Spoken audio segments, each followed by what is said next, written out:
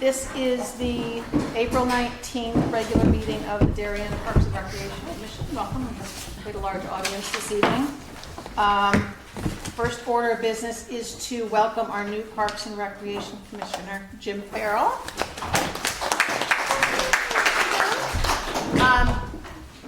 I'm going to just give you a few minutes to introduce yourself. Okay.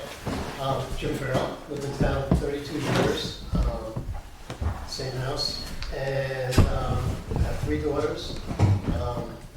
My oldest daughter, Kristen, is married, moved back to town. My 2 grandkids live on Thomasina. My middle daughter lives in the city, works in MasterCard, and my youngest daughter graduates from Fordham in 5 weeks. So, Nice. last one out of college. I've coached softball, been on the board for Darien Little League, was on the RTC for, I think it was 4 years. So I believe in volunteering, and I'm happy to be on this board and working with you guys for the next 3 years. Be careful what you wish for. I will thank you. We're very thrilled to have you, and it brings us back to full complement, which is always a very good thing as well. All right, great. All right, next we will approve the minutes from the last meeting. Susan chaired that meeting on behalf. I did watch the meeting back twice. Once is never enough. Any comments, changes? No? Karen's last name is. I do, I had that. Yes. Karen Hewitt, H-E-G-H-A-N. A-N. Oh, That was. Yeah. you and that. Yeah, Susan, I had a question, I don't remember this specifically during, when I watched it back. It said that she had offered her services at her design class? What are we, Like her hourly rate, I guess. but she's not giving us any special No. deal, no? But Oh, she okay. did say that, it's, she was very familiar, she didn't expect it to be. Because Okay. of the other costs that we had Okay, gotten from Dan Biggs, we thought we weren't gonna be able to have a plantation. Okay, so you were- She assured us that the percent, her rate would Okay. exceed the amount that we were Okay. hoping to pay. okay, all right. I just read it, maybe like we need some kind of discount or something. I think it's somewhat, because we're just helping us out, Okay. because she uses the space.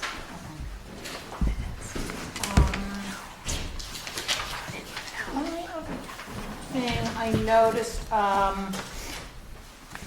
having watched back the meeting, was that after we talked on the update on the Cherry Lawn gazebo, and Mary Louise had asked about the delay of the weather elements. And Pam, I remember that you stated that the delay in the painting is due to the need to to season the pressure treated wood. So I wondered if we should leave that, because it just sort of, Mary Louise expressed a concern, but the minutes don't pick up what the reason is. Okay. And can I just see what, Yep, is that the only change you had? that and the spelling of Yeah, I Karen's got name that, was the yeah. only thing I noticed. Yep. Okay, anything else? Nope, everybody's good? Okay, then can I have a motion? Susan, second. Mary Louise, all in favor of the minutes? Cool, okay. I would like to suggest that we change the order of the agenda. We have our Eagle Scout project. It looks like public comment may be a bit lengthy this evening, and I understand that there's homework to be done. Is everybody amenable to letting our Eagle Scout candidate proceed first? And hopefully you're good with doing it in front of all these people. Okay, so I'd like to introduce Kateri Daly. She is of Troop 190. She is a Life Scout and a Darien High School freshman. Some may realize it's Susan's daughter. So Susan is going to recuse herself. As you know, she's usually our Scout liaison. And part of this project is because I think some of you had seen the suggestion we received from a town citizen about that beach bucket project, and we felt that it wasn't something that we could kind of take on ourselves. And Sarah Schwartz is actually here. hello, She's the Sarah chair. Schwartz. There you are. Nice to meet you. So anyway, the pieces all came together, and we have a great way to pursue the project. So Kateri, the floor is yours. Thank you for letting me come and talk to you guys tonight. I made a typo on the document that I sent you guys. Ms. Schwartz's name auto-corrected, and there's no T in her name. So, does anyone need the materials? Because I have some extras for anyone. Read it Sure, all. I'll take one. That's fine.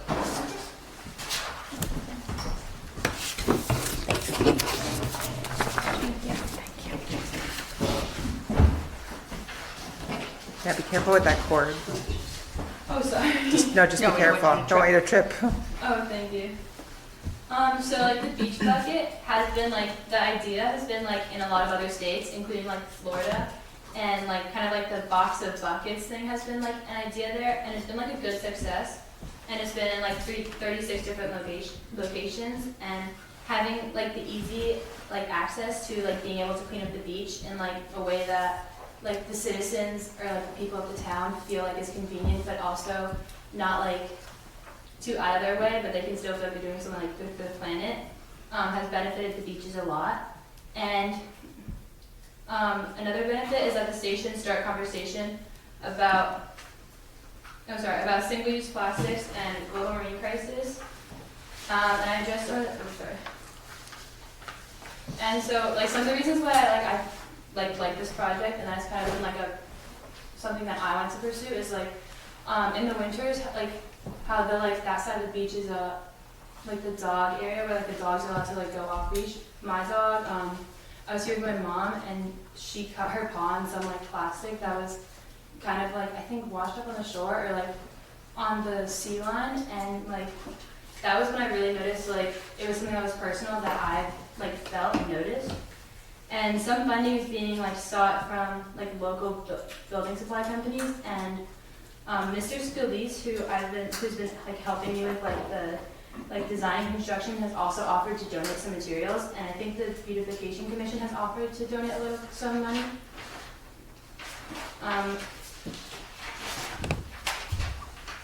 So my goal is to design and build a structure to house buckets to pick up trash and a trash can. I heard about the idea for a beach cleanup station from Ms. Schwartz, my advisor, and I was interested in the idea because I spent a lot of time at Wee Beach with my dog. My hope is that this project will help make the beach a safer place by removing the trash that can harm wildlife. My project will make the beach look better by helping it stay clean and safe for the residents of our town, engage the community by encouraging them to grab a bucket and clean up the beach, and encourage conservation in a hands-on, safe way for people of all ages. It will also be an activity for families at the beach. I wanted to be sure that it would fulfill all my requirements of being sturdy, usable, and manageable, and fit in at the beach, so I knew that I would need some help to achieve all these goals. I reached out to Mr. Sandy Rich, JN's Supervisor of Parks Maintenance, to discuss possible locations for my project and any modifications that would need to be made to make it easy to maintain. There's a map, I think it's like the page right after.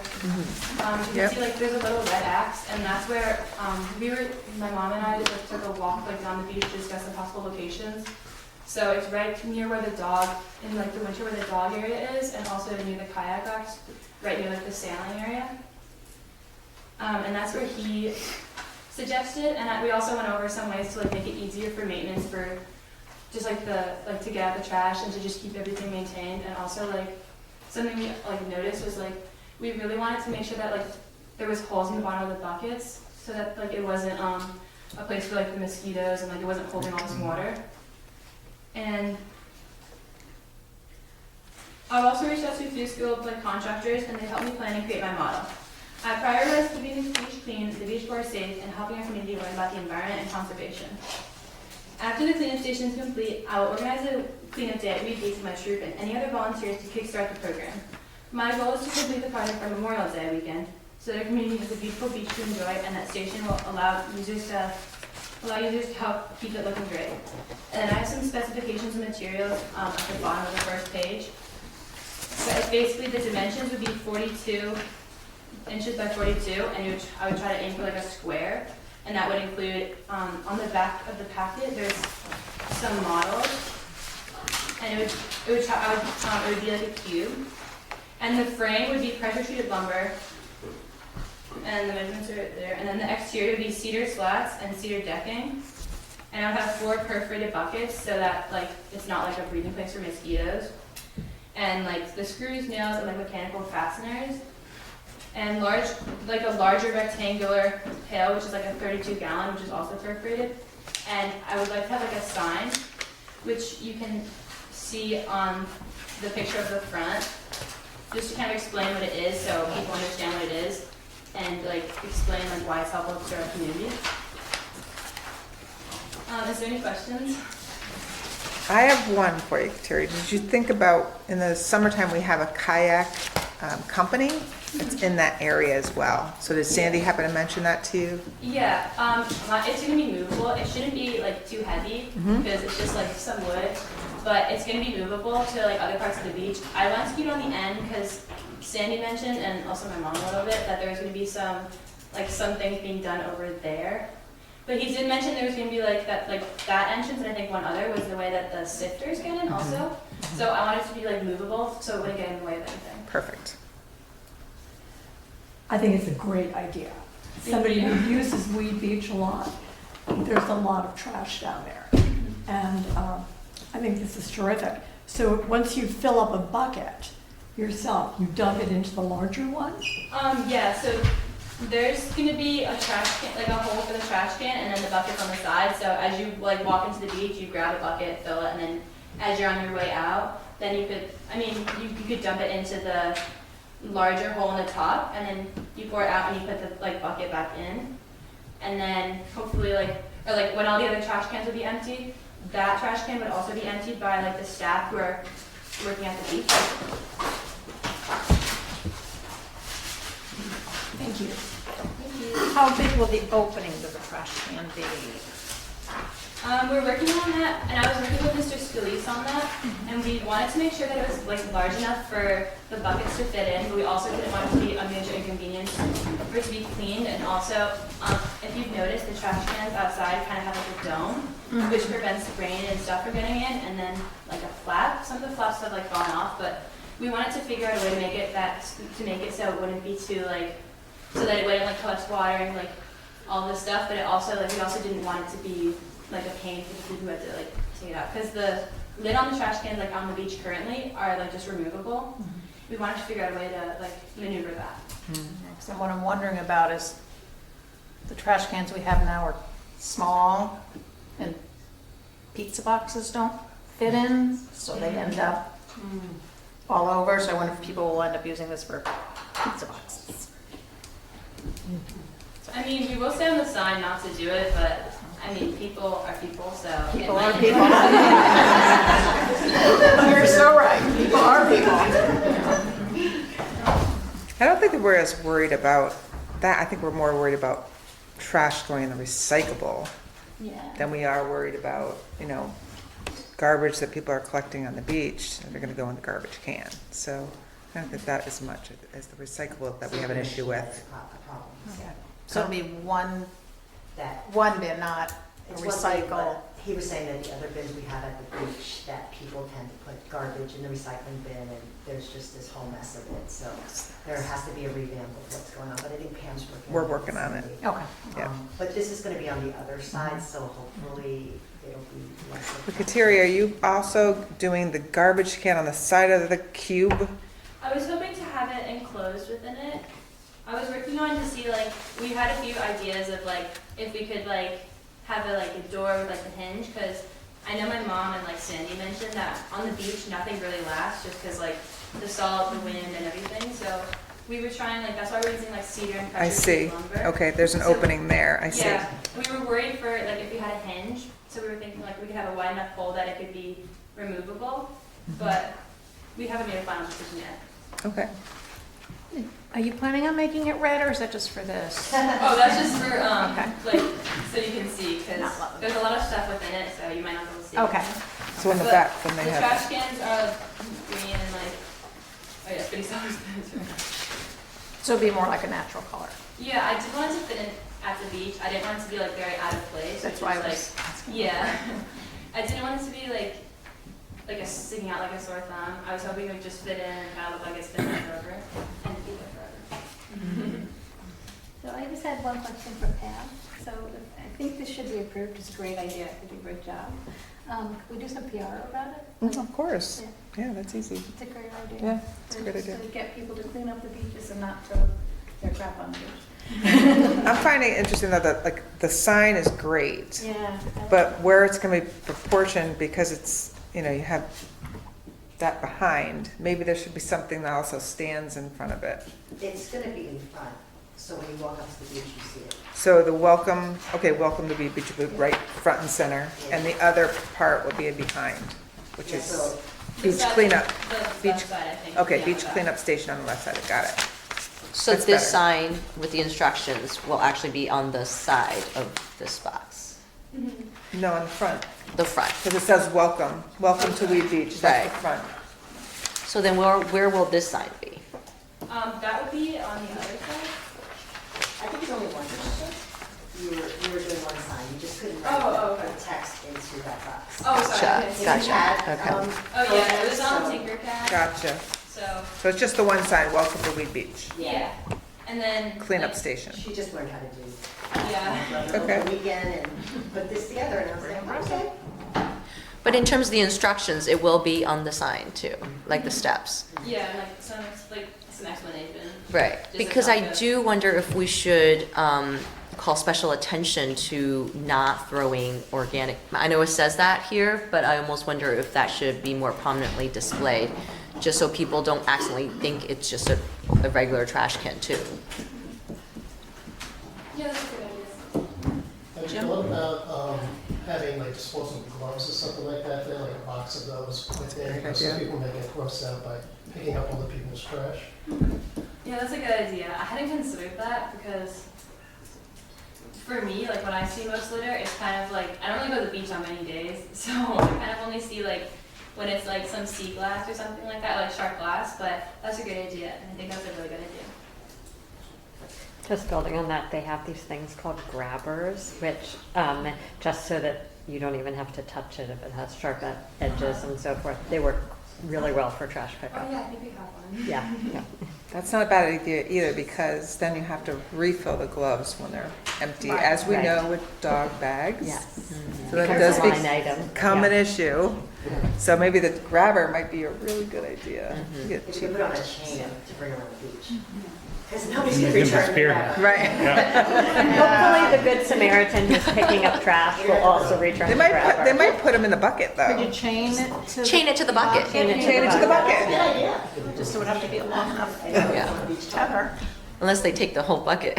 Are you gonna logo the buckets at all? I know the original designs we saw from the program in Florida had, and I thought you, It'd be nice if we could, if Tier has some thoughts, and it'd be nice if we could logo the buckets. The buckets that are in Florida are that they sold them. That's how they raise money to maintain and build these structures and all that, is they sold the advertising rights. So the buckets had the logos of the people that paid okay. for it.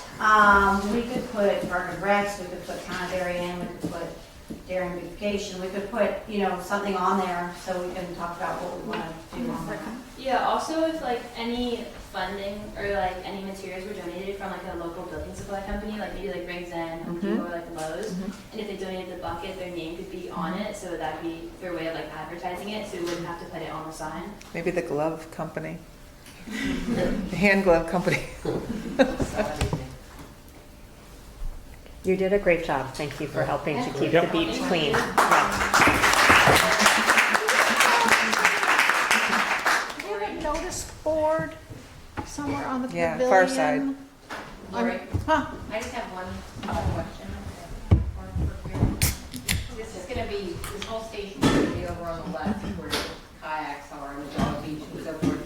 If you're coming onto the beach, is there any other way we could indicate to people that aren't walking over that side of the beach that it exists? Is there I think, some kind of signage we could? that's what I was just asking, because we have a message board. yeah, someone mentioned PR too, like bringing it up, so people like are advertising it, so people would know it was there. Right, but that's only to the people that see the advertising or the PR. So I'm just thinking about the location itself.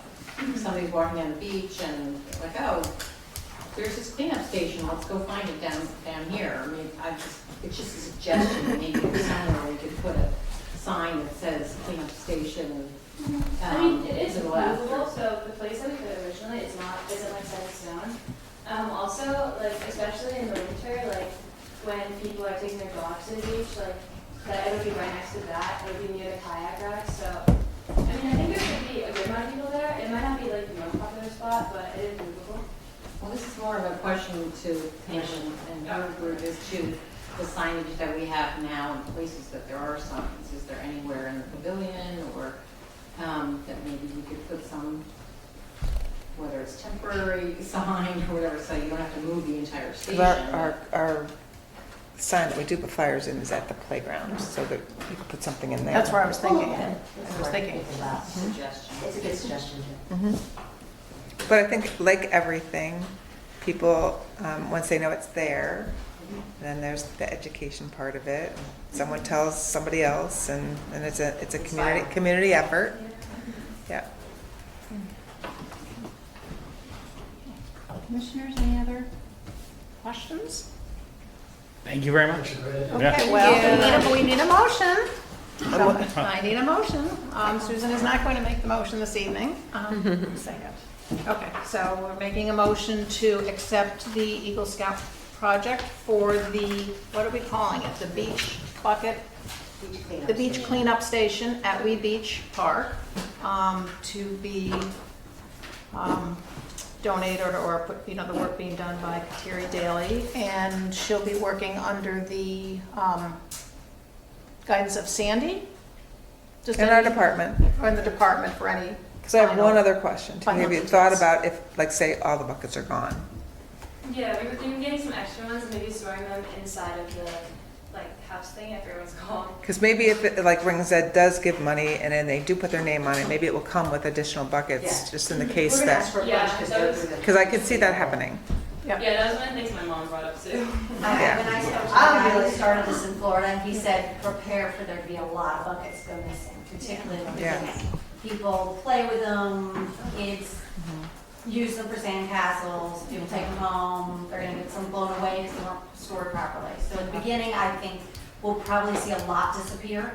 We'll have to keep replacing them, and then eventually I think people will get used to it and accustomed to it, and hopefully they'll stay. Stay. Okay. Okay, so that was the motion. I think I made it. Did I finish making it? Okay, so, or Mary Louise technically made it. I just stated it, but we'll go with you making it. Fine. Okay, and a second, please. Jim? Okay, all in favor? You're good to go. We look forward to seeing it. Thank you. Great job. Very you. much. Great job.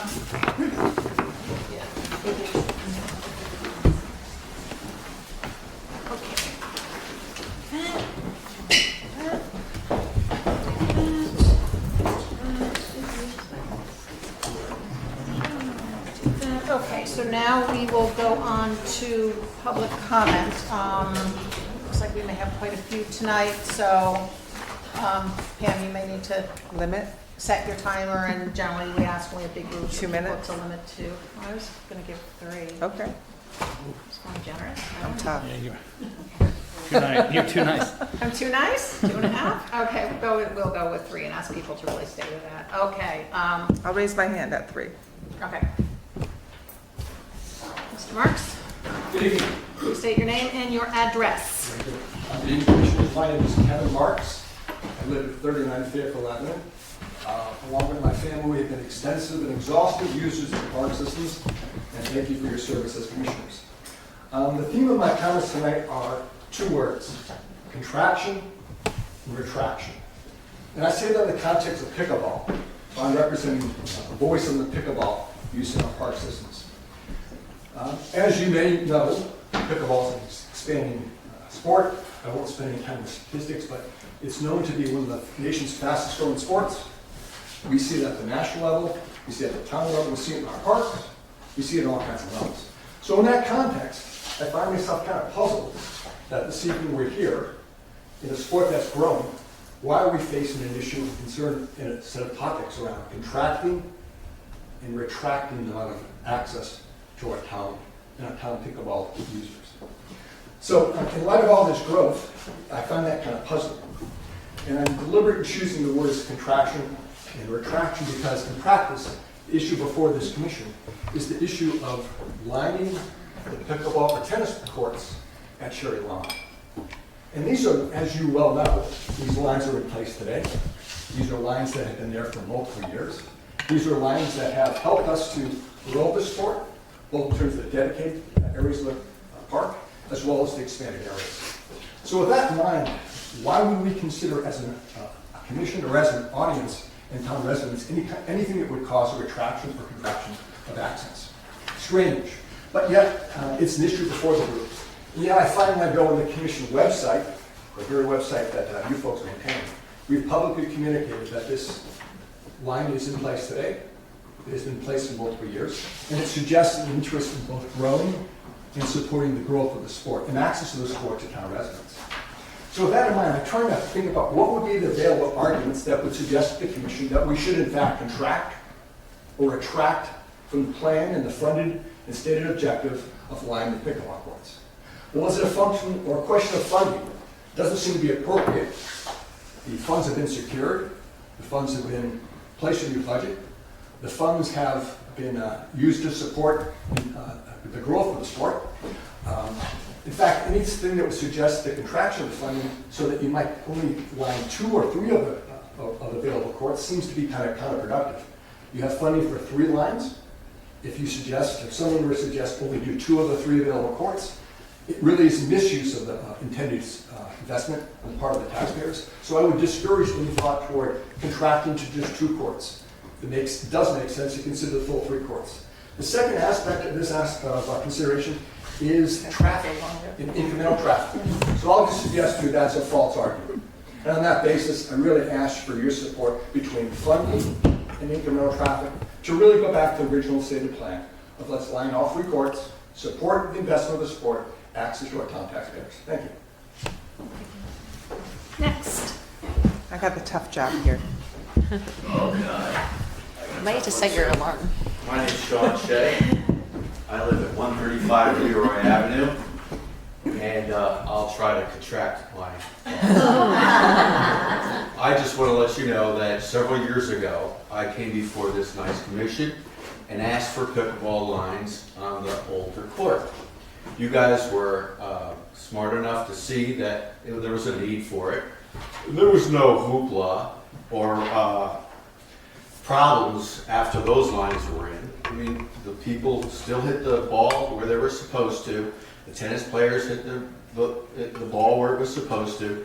The pickleballers hit it where it was supposed to. So I'm really surprised that we're even talking about this. But like Kevin said, there's already been lines put in temporarily on the new courts. It's worked out great. I understand that there's a concern with the junior varsity people, players. I think if I were a dad that had kids playing tennis, which I used to, I think I would see that pickleball is growing so much. I think the school should think about having pickleball in their program, because colleges and I mean, it's in 100 countries now. They're going to make it an Olympic sport. It's growing just incredibly fast. You all know that. But here's the big thing. You guys aren't blind. When you go down there, you see the pickleball courts full. You go down there and you see the tennis courts, which are new. Maybe there's 2 or 3 people playing, whatever. Maybe there's a mom there with her kids kicking the ball. But 20 to 1, there's people down there playing pickleball over tennis. So you weren't blind back then. I don't think you're going to be blind this time. And lastly, we're not asking to make these permanent pickleball courts, which we'd like. We're just asking to share. That's it. Thank you. Susan? Hi, my name is Susan Marks. I live at 39 Fairfield Avenue. Full disclosure, I am on the RTM, and I'm on the Parks and Rec committee of that, but I'm talking as a private citizen to you. I played tennis in both high school and college, just want to let you know. So I am a tennis player who's now converted to pickleball, but I certainly would play tennis if anyone asked me to. And I'm here to ask you to support all 3 tennis courts for pickleball lines. I've heard a lot of discussion about, too many lines on the courts can confuse people, and I just want to say that every turf field at Darien High School is lined for multiple sports. So we've asked our children, probably ages, second grade all the way up. So I think that we can ask our residents to share these great facilities that we have. And I'm just going to end it to say, if the commission were to ever want to pursue more pickleball courts in town, I would be happy to help volunteer to do that. So, thank you. Over there. Hello. Hello. I'm Kristen Green, 10 Rumpkin Hedge Road.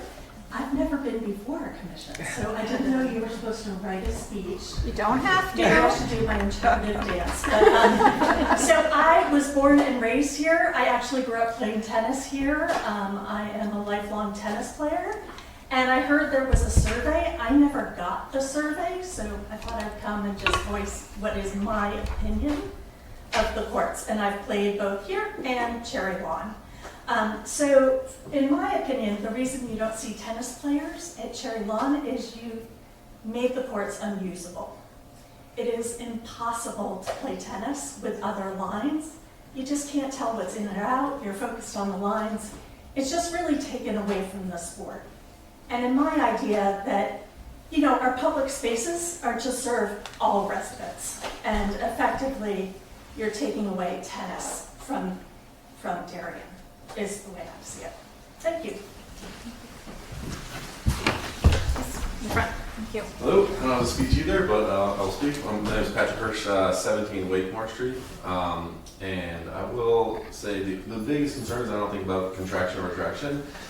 My daughter plays in the high school tennis team on the varsity, and so lots of talk on the varsity and junior varsity, both girls and boys teams, is about the lines. And the divisions, the FCIAC, they're having serious communication within to not allow matches to be played on courts with lines. So it really would be hey, if that happens, then the kids can't play there anymore. So, and it's a tennis court at the end of the day. I love pickleball too. I think it's fun too, but they have pickleball courts as well. I think if we, if we're turning all the tennis courts into pickleball courts, and then the kids can no longer play, high school varsity or junior varsity tennis, I think that's a loss for the community as a whole. So I think probably some more research needs to be done within those governing bodies that run those divisions before we make any decision on whether or not we would change the courts essentially.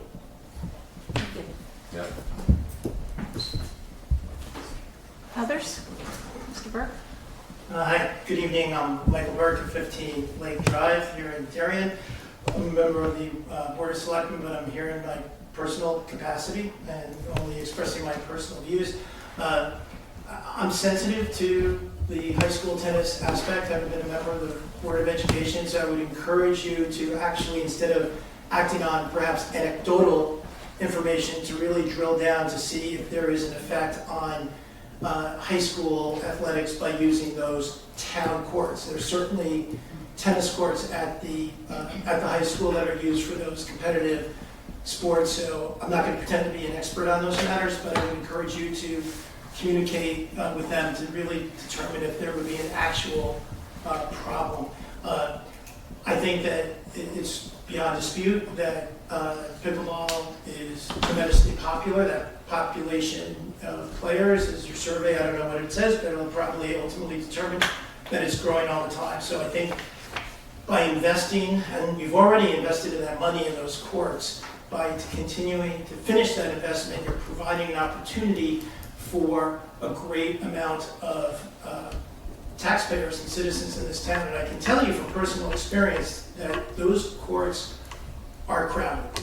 And I think they're going to continue to be crowded. So this is an issue that's not going away, whether it's the amount of courts or how you schedule them.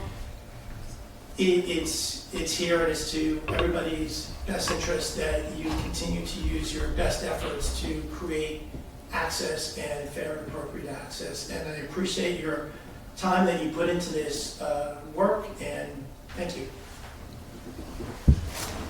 Anybody else on pickleball? Yes. Hi, my name is Helen Johnson, 46 Stony Brook Road.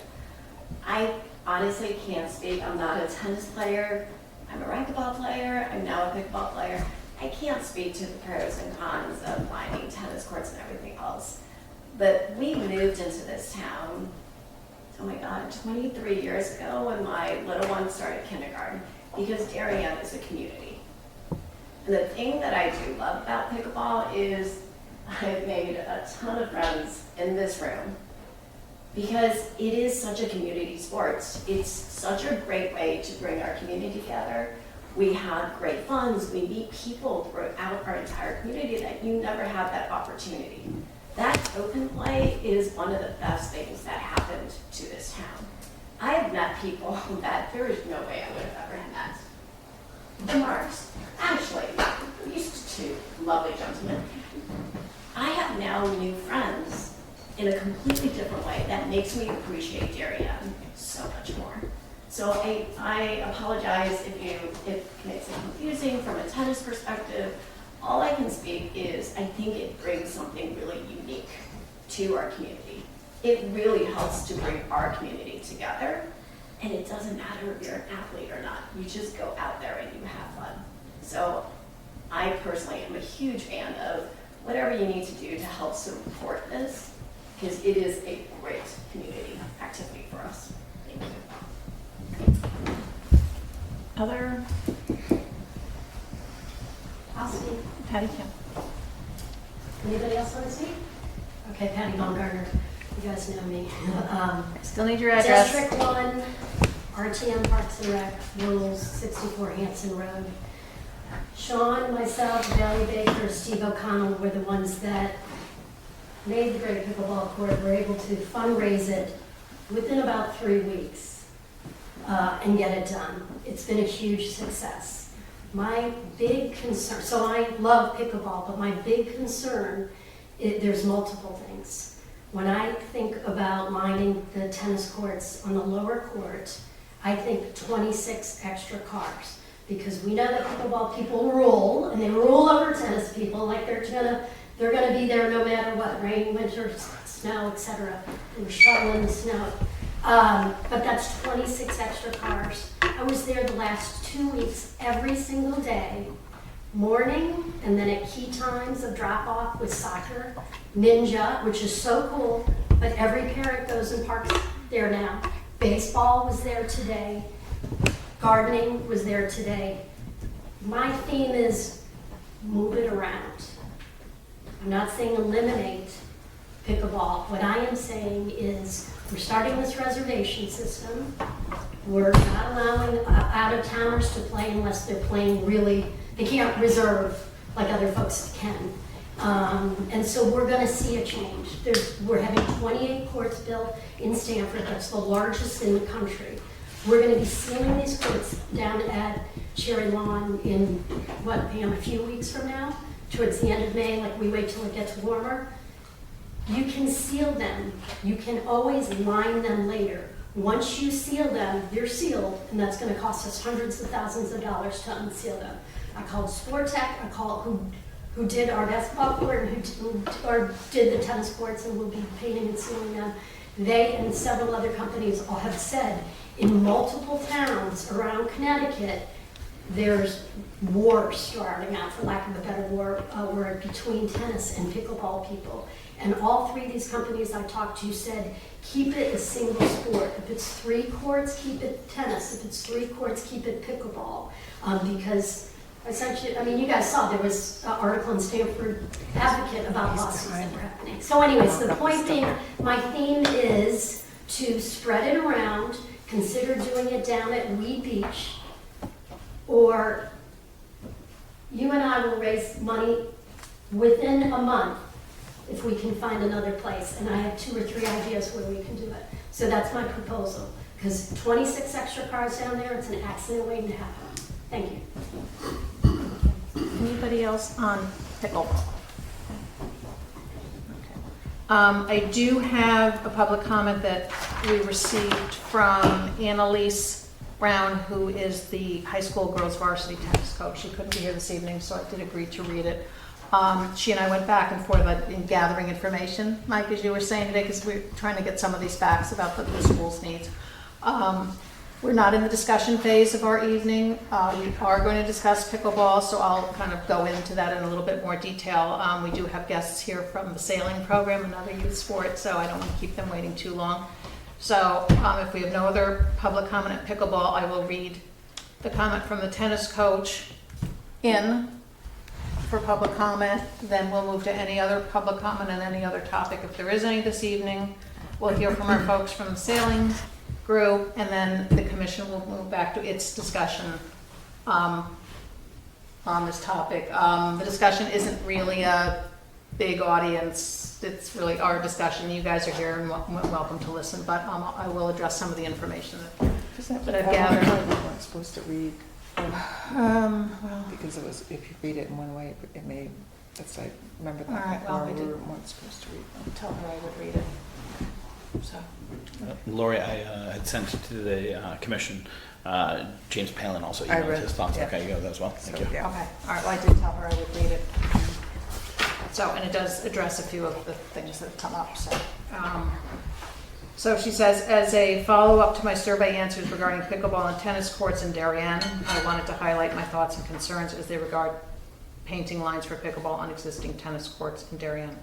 My main concern is that the survey was ignored by many, as it did not stress that a possible decision about lining the courts could be made because of this survey. I know many a tennis player that said they bypassed the email with the survey because they thought it was really about pickleball. Therefore, you may well be missing many tennis players' thoughts and opinions.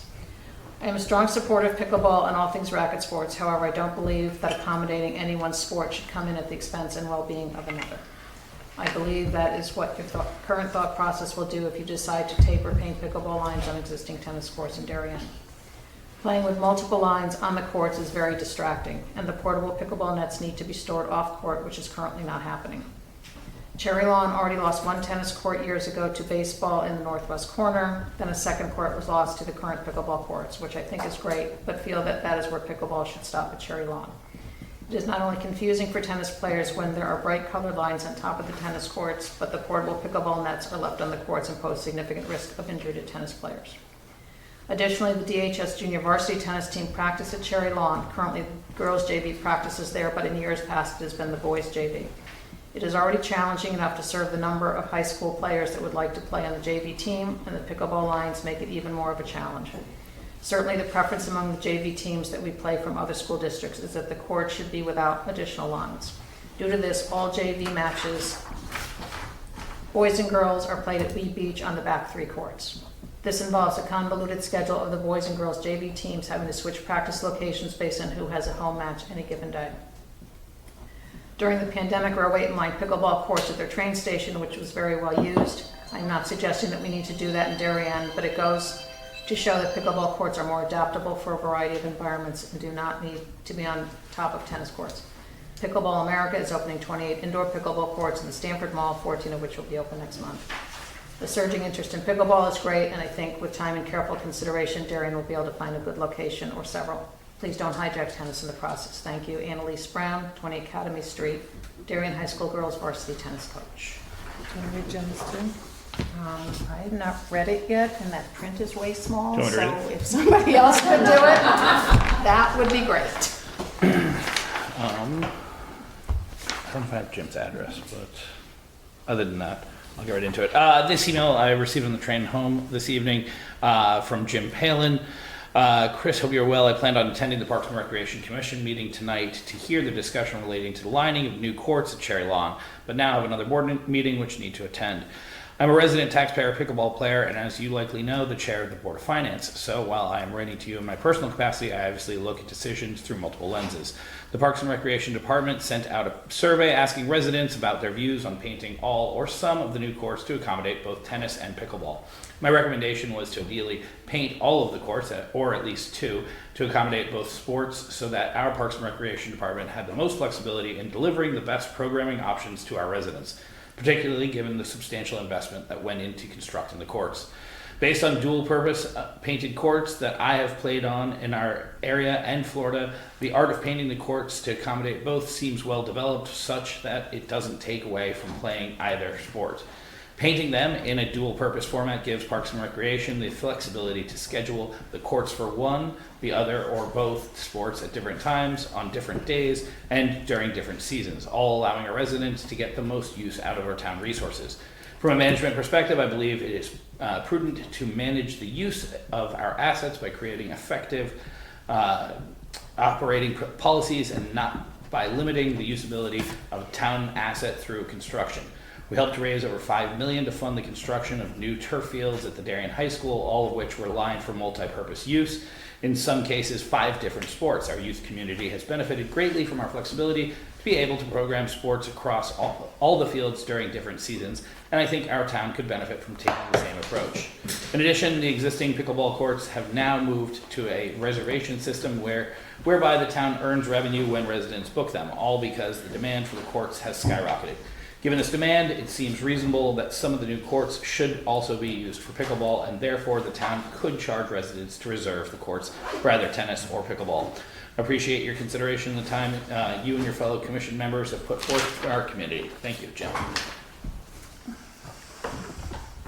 Sorry, it's your version. Okay. Any more comments on pickleball? Going once, going twice? Okay. Do we have any other public comment on any other topic? Oh, 2 people? Sorry?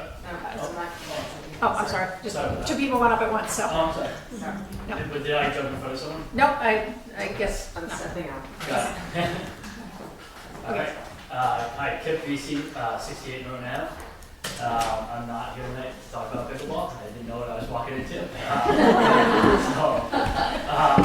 I'm here on an obvious lesser issue, but I just want to bring it up. I live directly across from Baker Field, and I've lived there for 8 years. I have grown to love the park. I've watched my 2 girls grow up there. It's an amazing park, and I've worked from home for 6 or 7 of those years, and I'm now in an office again, but I say that because I've had watched the park pretty much, throughout the day over the course of years. And so I was really surprised when parking signs went up in the park in the past month or so. And I had conversations with some of you already. I appreciate the feedback already. I just feel that they were put up for the wrong reasons. Again, the parking lot is never full during the week. I've been there. I've watched it. There's no issue there.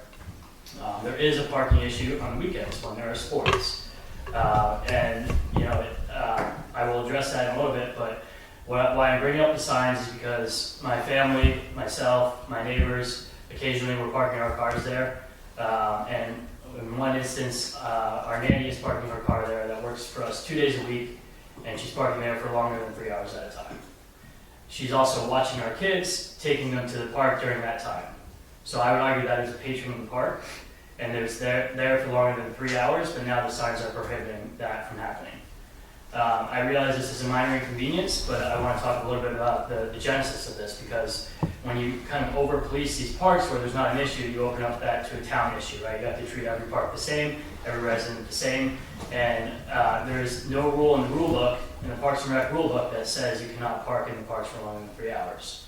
So I feel that the signs are put up without a rule being in place, and I also feel that it was wasted money because there's no issue there. And ironically, there is a rule in the rule book that says you can't park on the grass, but during the weekends, when there is an issue, people are parking on the grass. So the signs do not solve for the actual issue that Baker Park has, and outside of that issue, there are no other issues with Baker Park. It's a quaint neighborhood park, it's beautiful, it does not need to be policed or overprotected. And I also want to touch on the fact that money was spent to put up these signs for a non-issue. There are some issues at Baker Park. There's writings on the playground equipment. It's a pretty tired playground equipment. There's a broken fence. The retaining wall for the playground equipment is caving in, and there's bad drainage there. So I'm left a little dumbfounded on how this went through, approved. I looked for the notes on it. I don't know how that process took place, but I hope it can be added back as an agenda item, because there are a million other reasons that money could have been spent at Baker Park, and it should not be on parking signs. Again, minor inconvenience for me, but at the same time, it's a non-issue on the other end, so I don't understand why that happened. And I hope to hear more feedback and eventually have this added as an item, and appreciate your time tonight. Thank you. Thank you. Any public, see another hand? Hi, My name's Megan Carroll. I live at 65 Road Natalie. I'm one of the aforementioned neighbors of Kip's. We've lived there for almost 9 years. I also have 2 small children. We also have a nanny who uses the park frequently. We are a family of 2 working parents, 2 small children, 3 cars, a nanny car, and for those of you who live in town, you know how busy Road Natalie is. It's a really busy street. It's a dangerous street, frankly, for small children to live on. We and our neighbors have been in pretty constant communication with the police department about trying to reduce speeding on that road, which has not been successful to date. People and trucks and cars are speeding there pretty frequently. And we, like the VCs, were pretty surprised and disappointed to see those signs just show up one day. Our nanny showed up for work one day and found a sign that said, "I'm not comfortable parking in the park." Like Kip, we just don't really understand why these signs were put there. And I think at a minimum, we deserve the benefit of getting resident feedback on that before it is put there. We are the people who live closest to the park. I know a number of our other neighbors are also interested in this topic. And also don't frankly understand the purpose of the signs in the park. I walked in halfway through the pickleball discussion, so I missed some of it, but it seems like there was at least an attempt to collect some information there before decisions are made. I'm not aware that there was any attempt to collect any information here.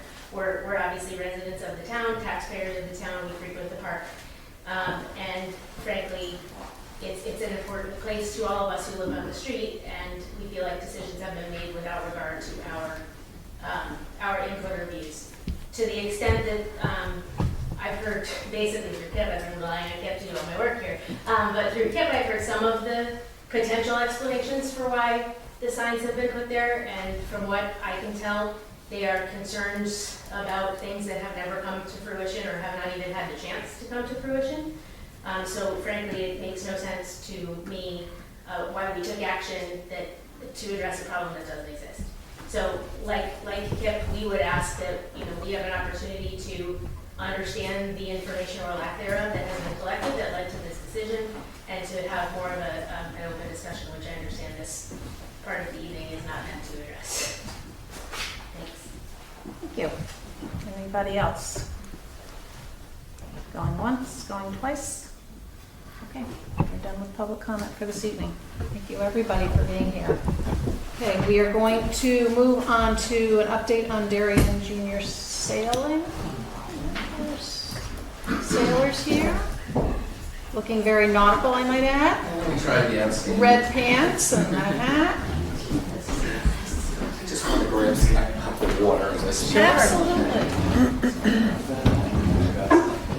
Lori.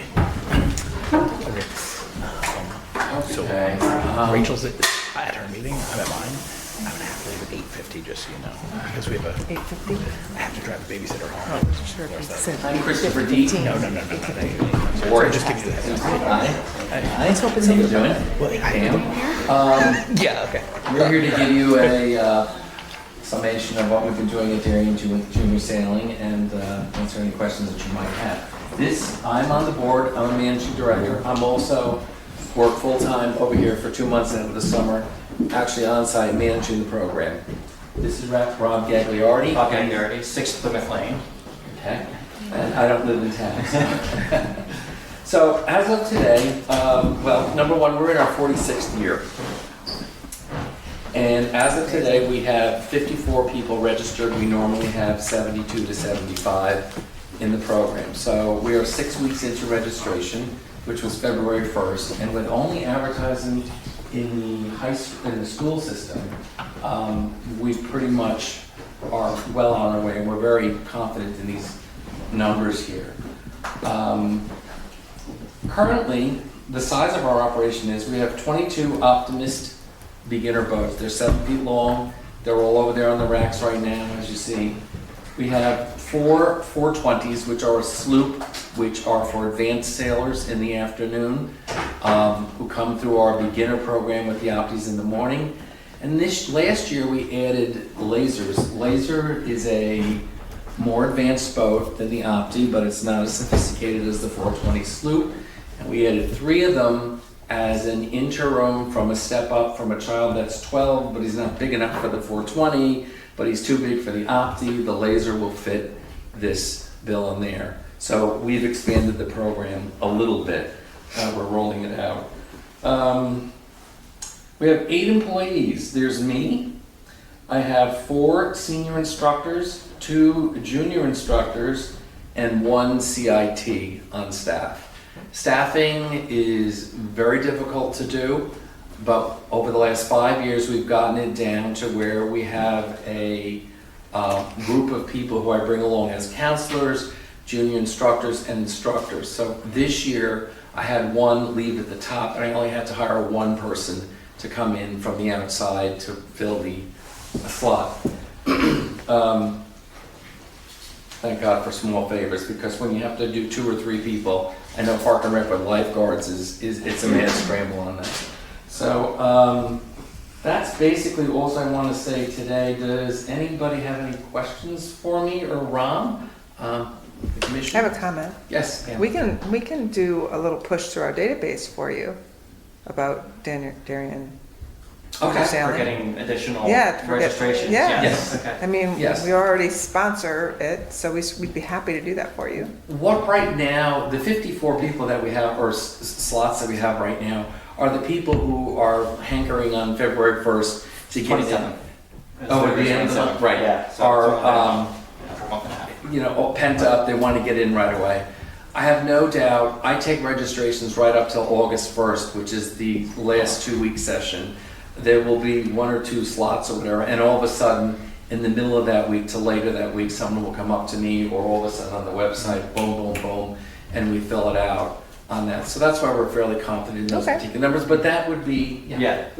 John Whipple, I'm sure you're Yeah. before, he's expressed, interest. We got to communicate a little bit more to get the word out that we still have openings. 'Cause Right. some people may have, realized in the past that it does fill up pretty early certain sessions, but we do have some openings. So, Well, it's certainly nice to fill and plan. Yeah, absolutely. Yes. Thank you. And I want to thank Susan Daly's family. We Yes. benefited years ago from an Eagle Scout project with her son Quinn, right? And he built us sail racks and a sail Dry rack. steps. Like the sail. The dry rack. Yeah, the dry rack and the storage rack, which was like a huge help for us. And the whole troop, that whole troop came down and helped us out. So they were a pleasure to work with, and it benefited us enormously and our program. We really appreciate that. So. He's a proud alumni of the program, and you probably know that last summer he came and tried to, his hand at the 420. Yeah, he did. Yeah, he was tried with to us. walk on for college sailing. Uh-huh. He almost made it, but not quite. I thought about him in the last 2 weeks, and I was gonna Oh, no, ping you and say, did he? Okay, yeah. He's doing rugby and. Instead. Okay. It was great to have him back. He was with us as a 10 or 11 or 12-year-old, and then became advanced sailing and wanted to walk on to the Harvard team, I guess, or whatever. So he sailed with us for 2 or 3 sessions last year to brush up on that, which is great that somebody could use our program to do that, Yeah, I mean, I'm a huge fan of the project, of the team, just because it's the only program that allows you to sail without a boat, basically. Yeah, we So supply all the boats. It's extremely accessible, and Yeah. it's a great amenity to have it at the beach. It's been an asset. I think. Yeah, we own, those numbers that I said with those boats before, we own almost 40 different boats. We have 5 chase boats, which are power boats. We're always needing to re-engine. We're in the process of doing that right now, and that costs a lot of money to do that. But because of COVID and supply chain issues, we have been band-aiding engines that now I have to get back into the replacement and get the whole thing strengthened up on that. Right, so we have the 4 power boats, and then we have and roughly the rest, the remaining 30 to 35 are all different boats that are available at no cost to, people that want to come down and use it. I might add that most yacht clubs or clubs make you purchase a boat or lease a boat if your child is going to sail at, let's say, Noroden or Roden Point or something like that. And we have the luxury in Darien of offering it to the public. Darien Junior Sailing owns the boats, and we take care of them and we maintain them. So. Yeah, I mean, it makes the program really flexible, so we really appreciate it and have so much gratitude for Parks and Rec supporting the program throughout the years by giving us the space at Wheat Beach and all the other support that you've provided. My family is going into our 6th season with DGST. And, Yes, his son is a counselor in training. He's the CIT one. Right, so he's at the bottom as a 15-year-old, and he will advance along till he gets to be 16 or 17, and he becomes a junior instructor, and he has to be certified to do that. There's various courses that are taken outside by outside entities or whatever, and hopefully he'll stay through his college years at a job that's really kind of cool. Yeah. And pays Loves it. fairly well. Yeah, all the kids do. Yeah, they all do. Yeah, I love running the program. Yeah, one thing we're gonna have to stay in close touch about is we are hopeful that we will be doing a renovation project to that whole end of the beach in the coming year. Would be awesome, but that remains to be seen. So as that progresses, we're gonna have to be talking to you, working with you as that construction's going on, and then Sure. think about, how and where the boats will be accommodated longer term. So just be aware that we're very hopeful. No, it won't affect the season, but if we're doing construction in the boat storage and whatever, and then having the project designed to accommodate it, we'll need to think about. And then the other thing that you probably noticed, and certainly we noticed, times when Susan and Pam and I were down walking the beach in that far end, and I walked down there a lot, but we had a lot of issue with parking down there last summer, and a lot of litter and stuff, and Fires. and fires. The And litter. I called them. Okay. It's glass. And glass. So Glass we when it's did in ask. session We is did ask. horrendous. I know. We did ask the police to not just lock the gates at night, but to have a patrolman actually get out and clear. That can only do so much. People can come from their own day. So we are. I just want to tell you, we are aware of it. We've asked for police support on that.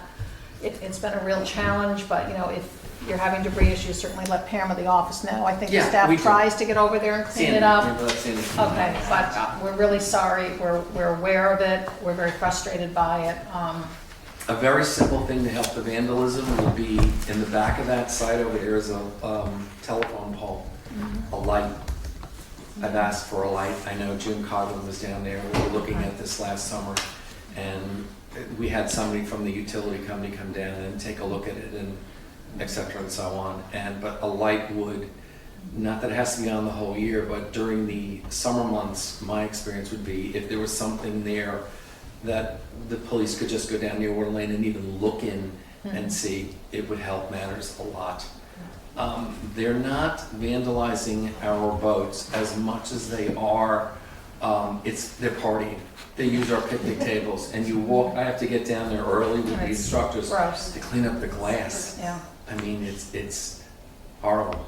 Yeah, I know. And Okay. we're very, we've had problems way in this back corner as well. I've seen So it, I've heard- but yeah. whatever. Yeah. We've done a lot of work cleaning that out and opening it up. I don't know if that's gonna make it better or make it more appealing, remains to be seen. But I just want to know that we have been in touch with the police about it last summer, and we will keep after that to get assistance. And I just feel really bad about it, because it's a huge frustration. Questions? Other questions? Boat storage, like a place to store the motorboats? Is Yes. that something Um, or not? In the plans for Great Island, if we could, we have those five power boats, cost us $1,000 a boat for a 17-foot boat to store in Stamford. They have to go to Stamford to be winterized. Since the building collapsed over here, we've had to store them over there, and that's almost $6,000 a year for us to store them there on a cost. Town land someplace would be great, just as a, there's always that. In the 8 years I've been doing this, I've been saying, yeah, we need someplace during the winter months, not, summer months, they're obviously moored offshore, and the moorings will take care of it. There seem to be boats that get stored at the sewer station. The high school. Here. We've asked, and I drive by it all the time. There's 6 420s sitting in there, and there's 3 power boats. We're not allowed to put our power boats in there. So whose boats are those, the high schools? The high schools. The land is owned by, or governed by the sewer department? Yes, it's And Public Works. Public Works. Yeah, it's a little bit. It's not you or the No, Park it's and not. Rec. Yeah, it's that entity, and that entity. I don't know. I've asked. and we've asked, and they've said no. So, Those are all things we keep in mind. Okay. Everybody, any more questions? No? Okay, Thanks for the being update. here. yes, Thank you very much. you're Best welcome. wishes for a great season. Come on in and say hi. And a lot of wind, but not too Yeah. much. Yeah, fair weather. Fair weather. That's right. Fair weather. Like that is to say, right? Okay, all right, so we back to pickleball? We are back to pickleball. Okay. All right, so we're going to talk about the survey results. Cassie is here as well. I'll just mention a few things. In total, we did get 575 responses to the survey, which I thought seemed pretty good. It's not as much as the Pear Tree survey, but it was decent. It was definitely much more targeted delivery. And there were the people who clicked the box, and then there were 310 like written comments where people wrote opinions on different things too. So I read through them all a couple times. I'm sure most of you guys did as well. Just a couple global things I wanted to address for the public. There were quite a few comments about the tennis courts as they are now and the color and whatever. So it seemed like a lot of our residents didn't understand that the courts aren't finished. You could just interpret that it seemed they thought that gray color was it, and they were like, what the heck, people, this is awful. So anybody who's watching or sent the Darien Times picks this up, that for all of you who think that is the permanent state, it is not, but that is temporary. The construction of the courts dictated that they were built over, it was finished late fall, that they sit over the winter and then can't be permanently painted until the weather warms up. So I did want to mention some of these global things. There are a couple more. There are also a number of comments about some cracks in the existing courts. And Pam, I know you're getting a bid to get that repaired. On the pickleball courts. The existing pickleball courts, the 4. So some people are, they're saying, oh, you want to charge us money, you're not taking care of them. We are getting bids to get those repaired. And they are asphalt courts. They're 30-something plus years old. They're going to crack. Right. So they have to be continually filled, and there's an expense to that. You guys did a phenomenal job raising the money quickly, but we didn't dig out the old tennis court, which would be the real, the best way to do it. We just surfaced over, knowing that it would result in some cracking. But Pam's working on getting a bid to repair that, and also, unfortunately, to paint over the graffiti that was put down, which again is very unfortunate. So I wanted to mention that publicly. And then there seemed to be a lot of comments that were written. We are imposing a fee for the reservation. A lot of people thought $20 seemed a lot. It should be $5. I want to make sure that the public knows that it's $20 for the court, not $20 a person. So if you're playing with 4 people, which generally that's how pickleball goes, you don't see people playing singles that often. It's effectively is $5 a person for the time period. So I just wanted to clarify a couple of those points. And then I'll just, I did have some correspondence today with Annalise after she wrote to us on her letter, and I did want to clarify a few things. Jim Coughlin had been told by the athletic director that the students cannot play on a court that is have matches, specifically hold and host matches on a court that is painted for pickleball as well. I asked Annalise about that, and her response was that FCAC is more lenient. She said, and she was addressing JV specifically, let me back up. The high school varsity team plays exclusively at the high school. It is the JV teams that are using the Weed Beach and the Cherry Lawn courts. And her response was that FCAC is more lenient with JV requirements as they want to encourage programs, and most of us, meaning the communities, have a serious tennis court shortage. So we've gotten a little bit of conflicting information that we do need to drill further into. It sounds like FCAC is looking at this, so we do need to learn that out. But we've been drilling into that topic to really understand what the needs and requirements of the high school team are. She did share with me that, she's asked to get more courts added at the high school. and it never makes the budget, so, you know, it's a situation that we can all relate to. And then I did also ask her about whether the 5 courts at Darien High School are available to the public when the school is not in session, and she said yes, they are, and are frequently used by the public for tennis play as well. So those aren't 5 courts. We've been thinking about sort of in a reciprocal basis that we let the high school use ours, but then the public is able to use theirs. So those were just a couple of points that Pam and I have been working on, kind of researching to continue to get the facts as we try to, figure out what the right conclusion is. So with that, Cassie, did you want to talk about the survey and the results, and then we'll delve into questions and discussions? Hello, Sandra Cassie Schultz, Recreation Program Supervisor. I've been blessed to deal with pickleball and tennis since I've started, last almost year or so. So as you know, we did launch a tennis and pickleball survey a couple weeks back. We left it open. We generally, with this survey, we're trying to get the general consensus of A, how many people are using Cherry Lawn for tennis and pickleball, how many are potentially more preferred to one or the other, or how many people just play both, and what the individual interests were. And so we did receive our survey. It was about 575 responses. I would say it was relatively even across the board. I don't know if we want to go specifically question by question over some of the results and what percentages went which way, one or another. No, I think everybody had a chance to review it. Okay. But I would say that, a majority of the results said 54% of players voted for tennis and some pickleball. So I thought that was good to see. I don't know, did you guys have questions for me? I didn't really prepare anything in particular. I wasn't sure if you had any questions about what we reviewed in the survey. I think some of the stronger points, go ahead, Sue. Oh, I was just going to say that I guess my biggest concern, just from having done the meeting before this about what was going on at Cherry Lawn, was related to traffic and usage at the park.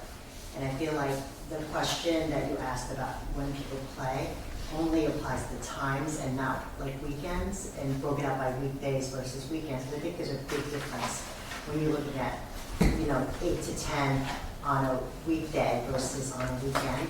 And I guess that was one of the issues I thought was, I was hoping we'd address with the survey in terms of trying to figure out how do we schedule things so that Cherry Lawn isn't going full tilt with all the things being used at the same time. So, But didn't you think that the parking question did address the parking spaces? So overwhelmingly, everyone finds a spot. So that was just interesting to me. I don't know about that either. I go up there with my grandkids. Sometimes it's really hard to find a spot in the middle of the day. On a weekend, I'll say, on a Saturday. But I was surprised by a question, pickleball player, would you support having tennis courts lined for pickleball at Reed Beach instead of Cherry Lawn? If we're having a parking issue at Cherry Lawn, why wouldn't we want to have it at both parks? Why would we not? I was surprised it was 50-50. 50% of people said they would be against it. One of the things I'd like to back up a little bit and answer your question. One of the questions we did ask in regard to the JV and the varsity players playing their games at Cherry Lawn, they haven't been for the last, I think, 4+ years. That did come through some of the research that we had. So for what it has been is solely the courts there have been used primarily for practices. And from what I kind of understood from some of the correspondence that we had was that for practices, lining both ways doesn't make necessarily a difference. But I believe from what I learned through some of the research that we've done was that because more matches are played here, that it would make it would be a little bit more impactful on those JV and varsity teams, I think, to line the tennis courts here for pickleball also. So that was just something we got back in some of the research that we're still continuing to do to learn and understand the difference between lining both. So it sounds like, and again, we have to keep delving into this, but if we were line courts, these tennis courts here at Wee Beach for pickleball, the JV team would then probably move their matches to Cherry, which would be in the busy after-school time period. But they have a bus. Bus drops them, bus picks them up. It's not cars. Have we considered the paddle courts for pickleball? And when they're not being used? I've done the research. Anyone who plays pickleball can play on paddle if they'd like. The nets are the same height. The only main difference between the courts, at least from the research I've done, is that there's no kitchen lined, which could be drawn with a chalk line. The main concern or difference there is for intermediate or players who maybe aren't beginners. The ball does bounce differently. So the game is completely different because of the surfacing. However, the way it is lined, any beginner or family who wants to play pickle could, in theory, play on a paddle court.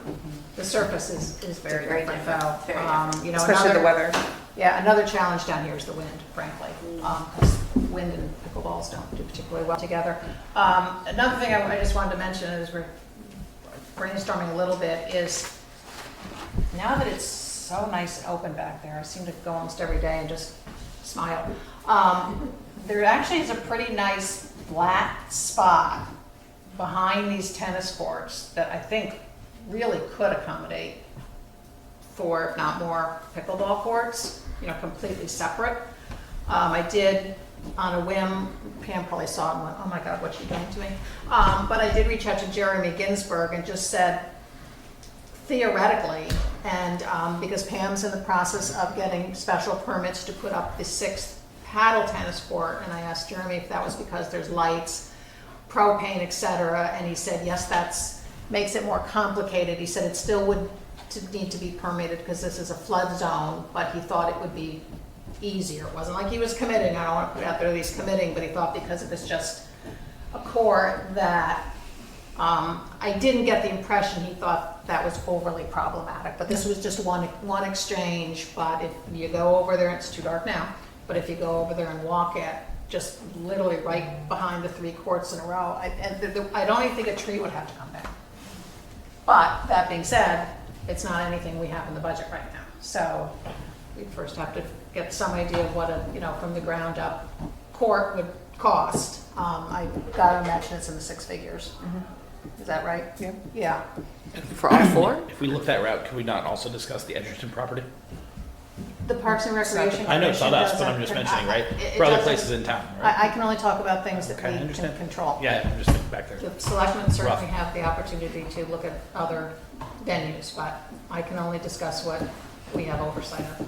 So, that just is something, then walking back there, it occurred to me that it looks like there's space and not even a single tree might have to come down. And it's pretty flat, but that's not an immediate solution. It would take the time to fundraise, to permit, to plan, whatever. So one question I have about the survey is it didn't really tell us the demand, right? Like the demand of, there aren't courts enough, there aren't people who are kind of waiting for pickleball or tennis on either side. And that's one of the questions I think we were trying to grapple with last time. Is like, well, there's a lot of interest, no question. But but is there a lack, like a total lack of courts where people don't have courts a majority of the time on either side? I think question 14 alludes to that in the way that if people feel that they can't find any of these time slots to work for them, then they would have answered that they don't go because they don't know when it's being played. It Or didn't get to it, I guess, the way as directly as I wanted Yeah. to. Yeah, I mean, certainly in a lot of the comments, people did say that I'd like to play, and I go over there, and the courts are always full. We definitely there. I mean, I read all 310 comments twice, so people definitely did say that. I think what happens, Jim, to your point, is people who want to play go over, and if the courts are full, then they would default and go use the back courts, which are, I think, kind of considered less desirable for the players. So I think that why people perhaps like the idea of having more at Cherry is because, like, okay, if I can't get the primary court, then I can move back as opposed to get in my car and then drive across town and see. Now, having reservations, people will have more opportunities to say, look, I'm just going to go and play. And, you know, there were and through all the comments, there were varying comments about the open play, frankly. A lot of people love it. A lot of people feel it's kind of hard to break into that group. Beginners in particular said didn't work real well for them. So, you know, there's some tricks, you know, whether you need to break open play into different levels. There's, you know, there's some beginner time for beginners only or whatever. But there was definitely a lot of commentary about, you know, the open play, and it seemed like it was sort of the same people playing at a certain level, and if you were new and wanted to come and try it out, that, yeah, that probably doesn't work. So, Question 8 also addressed that a little bit. We did have 157 people who said they do go elsewhere to play pickle or tennis because the courts are too packed over there. And then they noted New Canaan, Norwalk, Stamford, Westport, and Greenwich as locations that they go to because they can't get time here. I did really like to see the numbers of the amount of people, I'm not going to list the exact percentages, of people who said they've never played because they couldn't get a court time. And read some of those comments that people were excited to be able to actually go out and play with their family because they haven't yet known when they could play. So that was something I was Right, and that some nice to people were see. happy that the reservation system would be in place, which was refreshing to hear. So that they, And we did add on the newest schedule that will be posted and e-blasted out sometime tomorrow, does reflect the difference between intermediate plus, 65 plus open play, and beginner play. So we did add some of that variety to open up some of those times where it might be a little bit busier. yeah, I mean, when I looked at the numbers, you know, with the respondents for the adults, 32% said they played tennis at Cherry Lawn, 37% at Wheat Beach, so 69% of the respondents said they're tennis players, and 43% were pickleball players, 12.5% both. So we did, a little bit contrary to the implication that tennis players didn't respond. We actually had a lot of tennis players who did respond. Or there are people that used to play tennis and now into pickleball. That's not how the question was worded. It was like, which do you play, or do you play both? I So, just think that's the sense I was getting, is now people have switched sports too. Right. Because they were already good at tennis, and now that they've advanced. I mean, if you look at the age of the respondents, I wish we had broken it out. That's yeah, it was hard to read. I couldn't was figure out how to read scrolling that. through, it was almost like comments, and it should have been like Yeah. 40 to 50, Yeah, 50 to there are- 60, so then you could have collated the age groups of, and it seemed to skew older, to be honest with you. I just doing cursory look. There were some people in the 40s, but then it went to 60s. I mean, it went really, and I was like impressed because I was like, this is a great sport for obviously an older generation, which I thought was great. I'm there, she's I'm okay. I was surprised at the handful of younger folk who did take the survey and said they wanted to play pickleball or play tennis. It was nice to see that, obviously, because Darien's becoming a more attractive town, it was nice to see feedback from some of the younger folks, even though it wasn't a ton. But it's nice to see that, you know, they're growing in the sport a little bit, so. Lori, I gotta step out. I apologize. It sounds like majority of the opposition comes through the lens of youth tennis players in a competitive, playing during competitive environment. And that's when the lines start to, you know, become impactful to them. Certainly, you know, sounds like not even during practice, but I think, you know, it becomes an issue for players who are, you know, probably kids that are playing competitively, especially if they're trying to play, you know, matches, and it's high pressure environments. And so I think that's where the impact comes in. I mean, it's not great for either sport. I mean, given your druthers, it's definitely harder to play when there's multiple lines going on. You know, if you're really. But you know, but I think when people generally playing leisurely, you know, which probably are majority of the respondents of the survey. Well, these guys are not leisurely. I've seen them in action. There's no leisurely going on. I can speak to that if you want, like more. I mean, I run a tennis academy, not in Darien, but in Stanford, but right on the edge of Darien, and I live in Darien. But so, yeah, I think the issue for tennis players is like the ball bounces different off of the line, right? So any extra lines on the court affect sort of competitive play because, you know, you go a little skid off the line. So I think that's why a lot of like the matches necessarily should, like, they don't want them played on the courts with extra lines, just because it affects the match, right? Where it would affect practice too, but necessarily don't care as much in practice, right? If the ball's affected by all that. Right. I'm sorry, not my intention to speak. I felt like this is going to be your discussion and not additions from the outside, and I'm sensitive to that. But I would only say, I think you are right in that it's not optimal to have multiple lines for either group. I wouldn't say that either are foreclosed from playing because of these shared lines. And I apologize, it's not my intention to contribute outside of public comment, but I feel like if you're going that way, then it opens up more opportunity to be heard from everyone. I mean, ideally, we would have dedicated this and that. The trick is, at this moment, we have a limited resource, and, you know, when we vote on this next month, we're gonna have to come to a conclusion as what's the best. And there might be a short-term and a long-term solution, right? That's, So, because the 2 lines isn't optimum for anyone, was our hearing. And it's not, you know, it's not good for the tennis players or the pickleball players.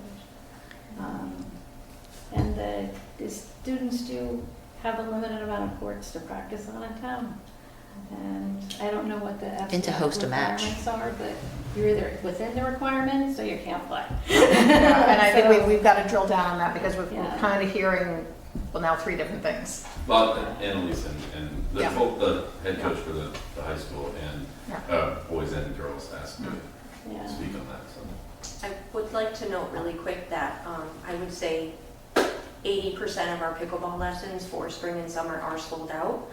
We did move all of our beginner lessons down below onto those tennis courts, which they were lined, to try to accommodate some of that extra overflow. So depending on the timelines that we come up with for when they are painted and whether it is some for all or not, we'll need to work through that on rescheduling the locations of those lessons back up onto the other courts. So we'll just have to be mindful of all our timelines when all that comes. And how are the tennis lessons, the capacity, or how are they filled? So the JV teams and any of the teams at the high school or JV level practice generally between 2 to 6. So we've stayed outside of that. Any of the lessons that we've moved down below, we've started at 6:30, which is actually a little bit late for some of the lessons given lighting, or we've done them earlier. They either run at 10:30 to 12 and 12 to 1:30. Those are generally the blocks. Are they also full like the pickleball? Yeah, I mean, everything has a wait list for pickleball, just about. No, but for tennis, for tennis, is there for a- tennis lessons. No, but I don't personally run a majority of the tennis lessons. They're not there But they're anyway. not there. Those All are the the lessons school. occur here at Weed Okay, Beach. got it. So the only lessons that occur down there are for the JV and or whomever in the schools uses them. But would be good to get the comparable data, so what percentage of the tennis lesson capacity is filled. There's no question, it seems like having courts lined for both is not ideal. At the same time, pickleball's clearly exploding and there's a demand, and it seems like it's hard to know. We also have the parking capacity at Cherry Lawn, and we have a lot of new courts coming on in Stamford, and so it seems like trying in a month to decide, do we think there's going to be so much demand for pickleball that there's a viability of the another court here down at Weed Beach where we could raise money privately or raise money in town to build new pickleball courts, or are we sort of stuck with what we've got? So it's like a lot to figure out. I know we're excited for the Stamford courts. I have a feeling that the price and the cost to play there is going to be very similar to the New York City pricing of $140 per hour. So I can't, personally, I wouldn't necessarily compare that apples to apples, but I would say it may help with some of those non-residents who are trying to come on our courts. The courts are now newly residents and their guests only, so we are hoping that that may help. Once we make it through this season, we'll have a little bit better of an idea of what the demand is through the new scheduling and the reservations, and if that demand's going to change significantly or not, I think. Pam, when do we have to do painting on these lines? We were, I mean, do we have to do it like now? Can we wait? I mean, because if we have to make this decision and we don't have. we were hoping to do it in June. June. Only because we thought that the JV were playing there, but they're only practicing there. But I confirmed with Emily, we went back and forth quite a few times today, and that was one of my other questions, is because she's saying, it isn't great, the surface isn't great right now. And I said, well, the reason we're not painting it right now is because we were under the standing that you didn't want it out of commission for the week or 10 days it takes to do it. And she said, yeah, actually that's correct. So the idea was to wait till after mid-June when their tennis season is over to do the painting. No, I just feel like, for me, as a commissioner, when I saw your question about carpooling, and the answer was none about carpool, and just, I'm a little nervous about having a lot of cars come down, and I'm not sure, especially with a growing sport and a lot of lessons happening. We're going a lot of new players, which is great, but we're also going to be bringing those people there. And right now, I'm not sure that the way you guys are scheduling really figures out what's the high utilization happening at the garden, what's going on at the Darien Nature Center, which runs in preschool basically now. We have the basketball court, we have the soccer field, we have the playgrounds that we're doing together, we have the baseball, we have the dogs, and the garden. I don't know if I missed that, and the pond, and the big gazebo. And I just think as commissioners, we have to think about that too. And I'm not saying no to lines of pickleball, but I also want to make sure that from a safety usability, we don't want to make the experience bad for everybody else. Two, if parking becomes an issue, we have a lot of kids running around. I've seen that happen where, cars are rushing to drop off their kid to soccer and then the kid runs out. I'm just a little nervous about that. So I just think that being mindful about how many people are actually showing up. I think this thing is just growing and growing and growing. I don't think right at this point it might be a certain number, and this survey is accurate about, we don't have a problem parking, yada, yada. But I'm not sure that's going to hold true going forward. And as a commissioner, I'm nervous about feeding that until I have a better handle on that. And that's why I asked you the question about, can we see, how much longer do we have until we permanently do this type of stuff, until we actually see how much it's being used and how you schedule and how that works out with the other users of the park. Well, they'll wait. The Sport Tech will wait, but if they schedule in June, and we want it in July, they may not be ready for July. Right. So they I'm might get sensitive pushed to out. that, but I'm also thinking that we're making a decision that affects the usability of a big park that is probably one of the biggest parks that our residents use outside of Weed Beach. And it serves a lot of different purposes, so I don't want to affect that also. So that's why I'm not in a mood to just rush and make a decision just because of the company's schedule. I think we need to make a decision based on what we think is best for the largest number of residents in Darien without, and you guys all know that often we're not the most popular people because we're not making everybody happy for whatever reason. But we're going to try our best to make sure the health and safety of our residents are first and foremost in what we do. So that's where my concern comes in. I think you raise good points, and for me, I think it's trying to figure out, is there enough demand? Can we make a strong case to do dedicated pickleball courts someplace else in town? So if we do the hybrid, it seems like nobody's really happy, but everybody's a little happy, but then there's a safety issue. But maybe there's so much pickleball that we can make a really strong case that there should be some other courts in town. I don't think we're going to be able to do that in a month, but No. Yeah. Pam, if the company came in, permanently painted, sealed, did whatever they do, could some kind of, I want to know what our options are, some kind of temporary pickleball lines be put over that so that we're not sealing them in forever? Yes, but I understand it could be sticky. Okay, because if we were to do Weed Beach instead, which is one of the things you all discussed last month when I wasn't here, isn't that effectively what we'd be doing here at Weed Beach, because these courts are finished and sealed, right? So there's really no difference. I think it's budgeted for already at Cherry, but it's not yet in the budget line item yet for would be here, so that would be a budget thing. I think that's an interesting issue though. You brought up, if it could be temporary, we could remove it. You said there's a stickiness? Yeah, I understand that if there's taping down with the weather and all that, putting it on brand new, you know, paint never becomes really the same again. If you're gonna remove that. Yeah, I'm not a tennis player, so I don't know. Is that something that is a concern? Moving land up there, yeah, I mean, it would, I guess, if you put them on like too soon after it was painted, it could pull some of the paint out, right, the sealing up. So they probably need some time to cure there before they'd be put down, I guess, you know, like, off the top of my head, but, I mean, they do make just temporary lines, right, that don't actually get affixed to the court, but just can be laid down and then played, you know, by anyone coming. Can I answer that? Because I know about this. Yes, I will acknowledge you, Sean. It's, if you're gonna, I think it's a good idea to paint the lines, seal it like you do, put the lines back on, paint lines on afterwards, and then if you build a court somewhere else, you could just paint over the whole thing again, back to tennis courts. Those lines will have no impact whatsoever after. If you go and seal, when you refinish tennis courts year after year, like we did on this battle tennis courts, that's no effect on the lines later on. It's just a coat of paint. Basically, it's paint. Yeah, if you And that's what we have to do in the pickleball courts anyway. It doesn't matter. Yeah. It has no effect on any of that at all. So I think it's a good idea to put the lines down after it's sealed and then build another court or paint new lines here.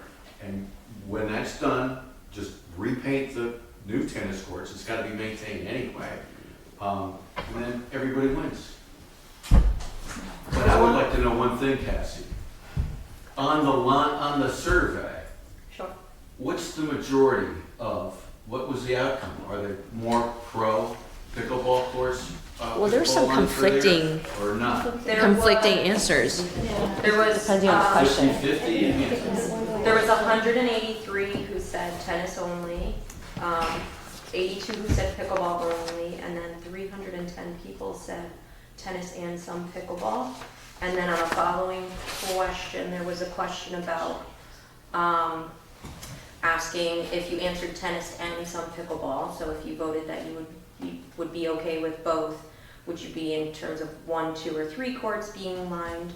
A majority voted for at least 1, 2, or 3, and then 180 people said they don't think they should be permanently lined. So the majority of people are asking. A majority saying of that it's people okay. voted 1, 2, or 3 that they would be okay with. Meaning Yeah. not the majority, if the 1, 2, and 3 were congregated, they would be the majority. But individually, they are actually the minority. Yeah. The people saying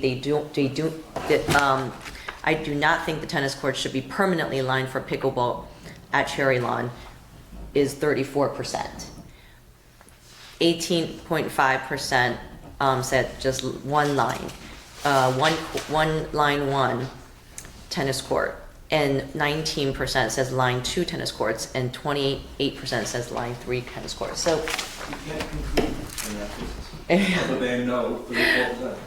Right, and I also think that, Lori, you and I might have read this a little differently, but it seems like the survey weights towards pickleball users because we have 43% of the respondents play pickleball, 31% play tennis, and I don't know what the actual numbers are in Darien. I don't know if, right, so it's hard to know, did we get more pickleball respondents to the survey, or is it representative of how many pickleball players there are versus tennis players? Yeah, all I did, Scar, is I just added up people who said they played tennis at Cherry Lawn, which was 32%, and people who said they played tennis at Weed Beach, which was 37%, and added those two numbers to say 69%. I know, but I don't think you can add them, because if you're a tennis player, you could play at both places. Or ones like my child plays, I play. I don't know, I think it's hard to conclude something. So with this question, I think like my thought was to kind of really get a sense from both tennis and pickleball players which facilities they're using, because we don't have someone at all of the courts checking people in besides like the paddle. It's the only place where we do that a lot. So I thought this, even though it doesn't lean one way or another, I thought it was some good data to show us that like the courts are getting used here for tennis. The courts are getting used for tennis at Cherry Lawn. They are getting used for pickleball. I'm sure if we had something else lined for pickleball, even if it was like a parking lot, there would be people saying, hey, we play over there as well. And the idea wasn't to favor tennis or pickleball, so I am kind of glad that the results are a little bit mixed in all of the results, because we wanted to try and get a general consensus, kind of mixing the questions, not favoring one way or another. Great, my only comments are, the survey obviously is one tool that you can now use, and obviously you guys have done other surveys, so I would hope that we'd use it as just one tool. And the only other comment, when we're talking about JV tennis, and please no one misunderstand what I'm saying, I was a JV tennis player, my daughter was a JV tennis player. We're talking roughly 6 weeks for JV, maybe 8 weeks of the year. So it is important that you find out what's going on with FCX and all of that. But it's not 52 weeks also that we're talking about. So it's a very small amount of time. And it's very, very important to those JV players, boys and girls, not taking anything away from them, but also it's very important to all the residents. So just thought I'd put that into public comment. Yeah, I mean, I'd say you're right, you can slice and dice these numbers a different way. I think what I took away when you step back and say, okay, you know, elevator, what did I said, that we had good level of response from both tennis and pickleball players. It wasn't like only tennis players, it wasn't only pickleball players. I mean, I felt the way it was answered, we could feel fairly confident that we got a representation of both, that it wasn't completely skewed. I mean, if, you know, 95% said I play pickleball and 5% said I play tennis, then I'd be like, all right, we're not getting a great representation here. It felt sort of in my gut that we kind of got both sides, but you're right, with me, yeah, technically you're right, you can't, if someone said this versus this, you don't know that they're playing here some days and there other days. Yeah. I was thinking about the data that Pam sent around, that the national data is that pickleball is absolutely growing. We know it's a huge part of Darien. I love hearing that it's a huge part of our community, so we need to make sure that that gets served. But we also know that nationally, tennis is not shrinking, it's also growing. So we need to make sure the solution doesn't affect tennis at the expense of pickleball, and certainly not at the expense of safety. So, yeah. Pam, you're talking 4 tennis courts down here at Wade Beach? 6. 6 of them? 6 tennis? We Or have 6. We have 6, yeah. We have 6 tennis There are courts 6 here, and we here. have 3 over at Cherry Lawn. Well, I absolutely think nothing more should be added at Cherry Lawn. And I definitely think we should consider moving some of the pickleball down to Wade Beach, where parking is not an issue. And that's not always true, but keep going. But it spreads things out. I don't think you should just focus on Cherry Lawn. There just isn't any room there anymore for anything else. And I love pickleball. I'm all in favor of it. But I think we should really consider doing something down here. Not my decision, your decision. Any more to discuss, or we're all gonna absorb the discussion, watch it back? Watch it back once or twice. Couple of follow-ups, right? Couple follow-ups, yeah. Can I ask you a question? Yes. I think pickleball's growing everywhere. I feel like you would probably get a lot of support, probably through fundraising, whatnot, to keep tennis and pickleball separate, and maybe build a pickleball facility here or elsewhere in town. It sounds like we need it. Right? It sounds like that would probably make everyone happy. I think probably both sides would support that. Just from a timing, we would have to, at this point, do it 100% privately funded, because it's not in the budget and we're through next year's budget already, so as soon as that would be. It is interesting, which Late in 24 years. First one privately funded? Is first one privately funded? Knock yourselves out. I know, but Let's talk. No, 2 years. Susan, there are, we can drill down on the space. 2 years. Spaces. Pardon me? 2 years. It would take, you think, It 2 takes years? 2 years Yeah. to build and properly do the research, I think. If we had to get the money from the town, which I can't even say if we could, Yeah, but no, it's with just- everything else that's coming down the pike. We're talking about now. We're I know. talking about the next season. Yes, I The understand. season after, I understand. after that. I understand. Okay. Sorry, the shelf life, once we resurface these courts, how long do those last before we have to resurface the tennis courts? Usually it's about, they say 5 years, Okay. 5 to 6 years. We let Wade Beach go a little longer than we should have before we had them all repainted a couple of years ago. I know Jim mentioned this earlier, but does anyone know the rationale maybe behind why half the pickleball players responded that they would not support lining the tennis courts at Wee Beach instead of Cherry Lawn? My assumption is the wind. The wind. It's basically a wiffle ball that you play with, so a display this wind, you can't really play. Yeah, the wind, the front court, the wind would be, because even if you play paddle tennis, if you're on court 3 versus 4, the difference in the wind is incredible. I mean, that's why even, talking about this spot back here that I kind of eyeballed, it might, wind might be an issue, but I'm thinking maybe it's set back just enough that the wind would not be as much of an issue, but down here, it'll just take the ball. The pickleballs are funny that way. It's coming at you and then it just goes, because the wind catches it. Are we pickleballed out? Okay. Thanks, Cassie. Some people I know are never, I must say in closing that my favorite comment of the 310 was the person, and I have no idea who it was, that said that pickleball players have become an invasive species. Thank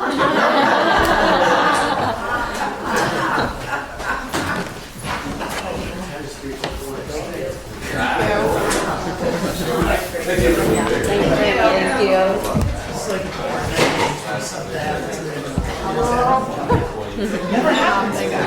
You're using our language.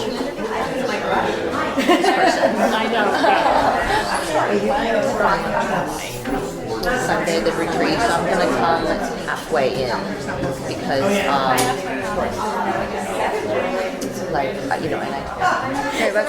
Sundays are so hard. Saturday I'm going to the cocktail. Oh, to the Alexander. Yeah. Good, okay, yeah. So I just watched back-to-back a lot of stuff. So kids have like Thank you, ladies and gentlemen. games. 4 kids are all playing something now. Oh my gosh, yeah, yes, you guys are moving in so many directions. Yeah. But I'm gonna come at 3 o'clock, so hopefully it's supposed to go to 5, which I think is a long time. It's like what 2 new co-presidents. All right, so it is, retreat. That's like, it is April. Oh, it's 4 hours. 4 hours. And therefore, it's time again to Sorry. re-vote on allowing Mr. Freight to continue to use the dock. I hope we don't have to go through the history and that everybody except probably Jim knows about this, so. This is that one boat that sits there on the side of the dock? Oh, okay. Yeah, That's it's, really old? yeah. Many years ago, the commission allowed that boat to be there because we were told that due to a disability, Mr. Freight needed the boat close to the dock that he could get in and out, and he was one of the few lobstermen still in business. And so as a commission, we said yes. And we gave it a very limited lifespan to that person. And then it became more than that. And I don't believe Mr. Freight currently uses that boat in that way. But that was the history. That's how it all started. Well, the company that they use the dinghy to get to their boat that they go out and clean. So it's being used by the business to access it, and the challenge continues to be that there is no other place for them to store a dinghy to get to their boat when they go out at 4:30 or 5 o'clock in the morning. So the only alternative would be for them to literally trailer the boat in and out and launch it every day. I guess the context I was giving is the history why this even started. Yes. Is that the commission gave it as an exception for a person that had limited mobility to get on and off the boat to get to his lobster boat. And we thought that it was going to be a short-lived situation because we thought that it was a public space and that other users would be using the boat ramp to get their boats out and also maybe to even tie their boat up for a short period of time. But now you can't because that whole side has, sometimes there's 2 boats, not just one, I believe. It's not always one, it's 2. So that whole section has got something tied up. So as commissioner, I've chosen to abstain from this vote. You can just vote no. Oh, okay. Well, Yeah, I mean, you vote no. I mean, abstaining means you don't have an opinion, or that there's a conflict, usually is why you, like, earlier with your daughter, you abstained because yes. she's your daughter. So you can vote no. Is there an issue? I mean, are people complaining that they would like to, this We vote's in had, the way or something? what happened is, the commission frankly lost sight of this for many years, and he was just parking there, and then maybe 3 summers ago, it was before the pandemic, so maybe more than that at this point, there was a particularly low tide or something one day, because of the moon thing, you know? And they couldn't get in on the side they're supposed to be on, so he parked it on the main side and left it there, and then some boaters came in and Yeah, I can couldn't see get that. in, so the people complained to Pam's office, and we were like, well, what the heck's all this about? Because other than Susan, the rest of us were like, I don't know. Kind of got all the history of it. At the time, Jamie Stevenson was our first select woman. She was very keen on us supporting the Freights as the only remaining commercial fishing operation in town, and really implored us to continue to accommodate him. I mentioned it to Monica when she first came in office. She wasn't really familiar with it then, and frankly, I've not, followed up with her since. But it's still valid that he's the only commercial fisherman in town that is a small business. Yeah, that is still a point. But it is public space, and there's no good solution because there's nowhere else for him to put the dinghy. The boat club will not take him. I've had that conversation with him, and they absolutely positively will not take him. Right, but it sounds like it was this, I'm just saying, was it this one instance where he did move it to the other side, got his hand slapped, and then did it again? He has not done it And then again. he said he can't do it again. Yes. So now it's on the other side, not really bothering anybody. Am I right? I don't know, I'm just. In theory, Susan's right. If 2 boats needed to come in at the right tide, at a lower tide, nobody's going to get it. It's Other also than the parked most there all shallow the boat, time, but with it's parked there all the children time. down there. It's a danger because it's just a boat that's floating off a dock. Yeah. That any child or, whatever. And so it's not supervised. you Right. know, And I just wonder if we're even indemnified for that, if something were to happen on his boat. I'd never even thought about No, that. they give us a. We get an insurance yeah. certificate, but it'd be worth double checking. No, we do. Okay. Every year. Oh, no. I know we get the So insurance he has certificate. to update it. I understand that, but does that certificate indemnify if somebody hurt themselves while the boat was tied to our dock?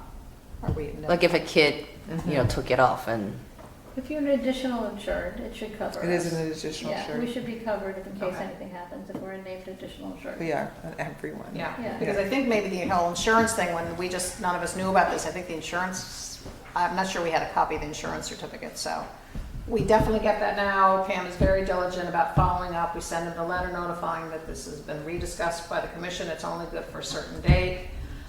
I do think we're getting to the point that we need to notify him, though, that, we expect to be moving forward with our renovation plan. We don't know the exact timing, but, hopefully the RTM will, the money for the bid package did make it through the Board of Finance. I'm hoping it will make it through the RTM.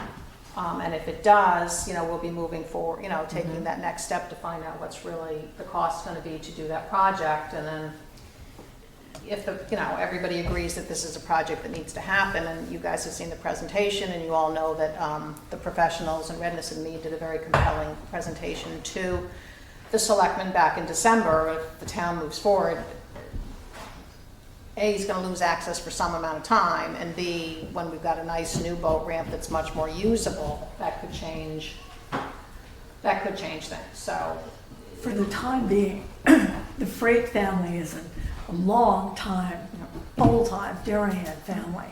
And this is the last remaining, private business. And I think we should continue to let him use the space. I think it's a business that's hard to survive in today's economy. And the business that's hard that, he doesn't have another place to go.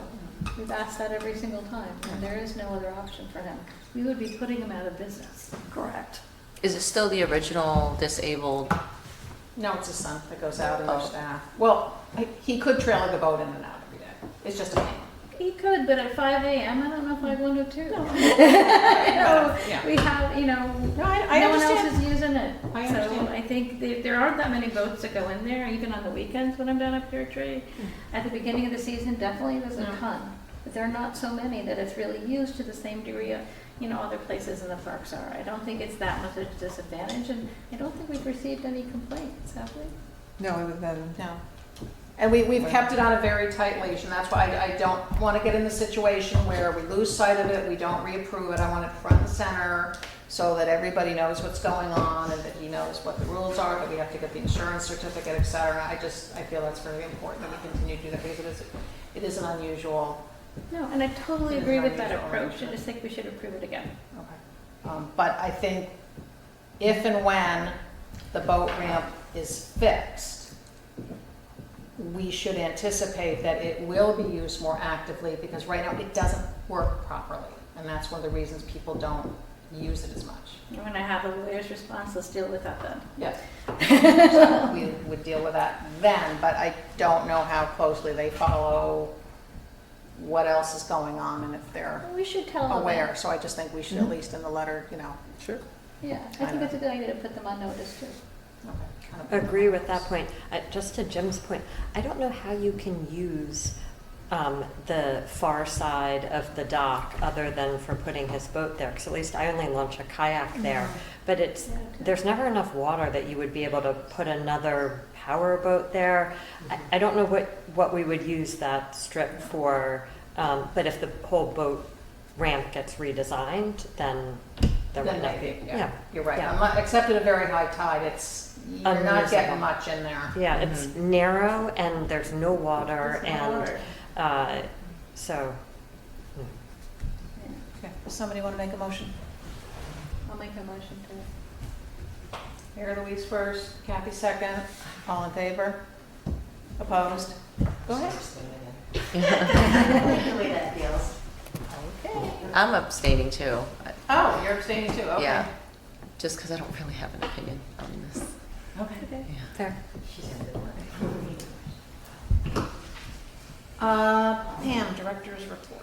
Okay, I'm not going to go over everything in my report other than highlighting that Cassie and I and Chris Filmer and other representatives of Land Trust and Friends of Sells Woods and Park and Rec did meet and have a meeting on Adventure Day. That's happening on May 21st.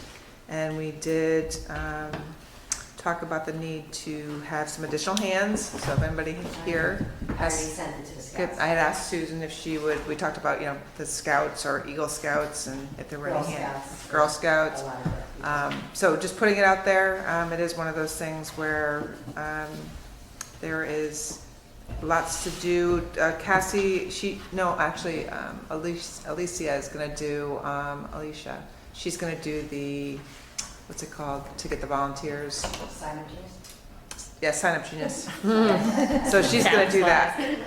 And so she's going to put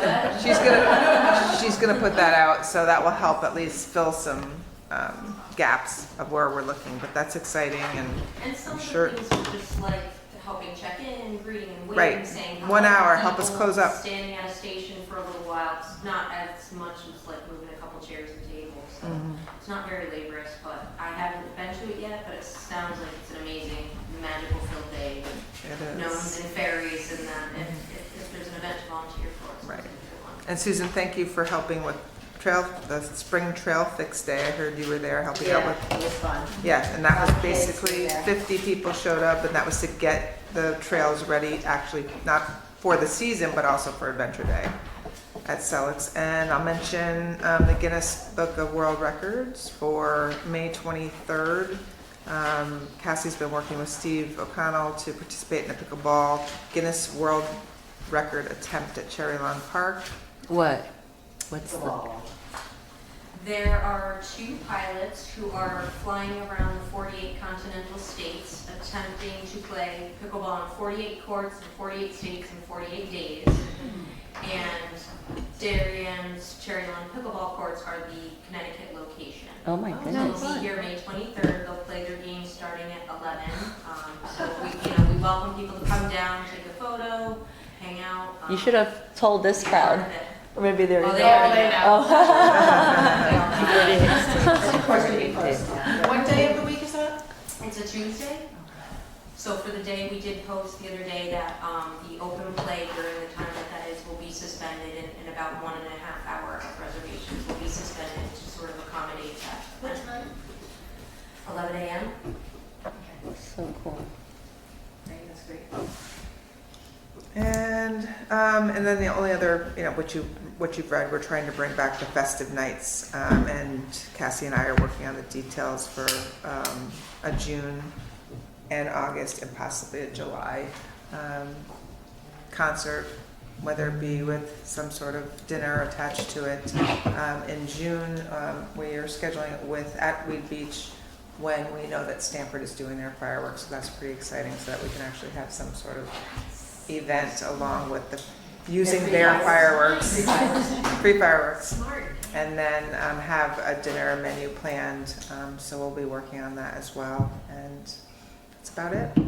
Pam, for your Dodelman Yes. wording, I noticed that family was lowercase. I don't know if you want to make that uppercase, just in case it says by the Dodelman, it has a lowercase f. Whatever we sent to them, they okayed and wanted.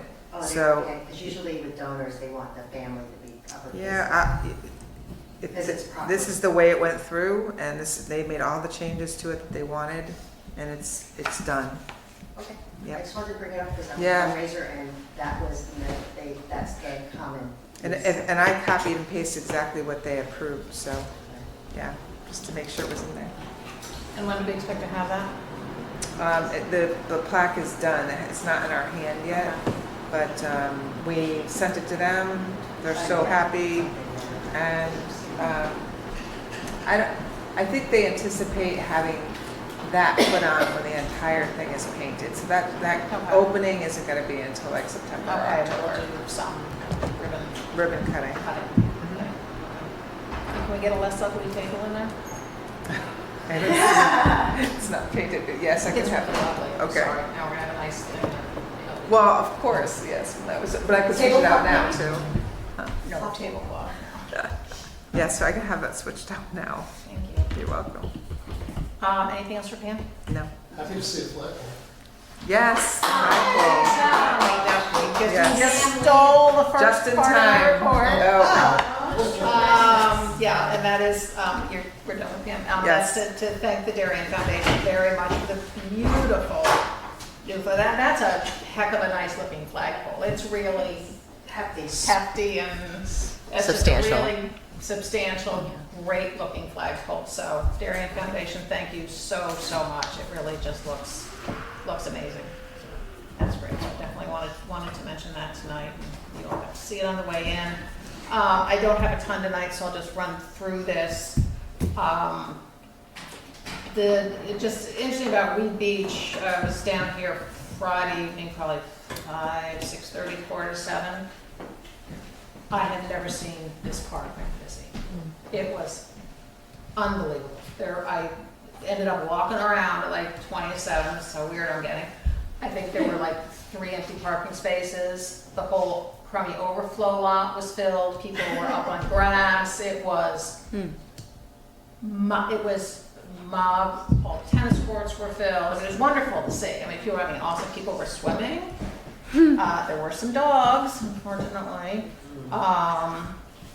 But I just feeling like this might be a little hint, and the weather was nice, but it was like a typical summer evening, the tide was up.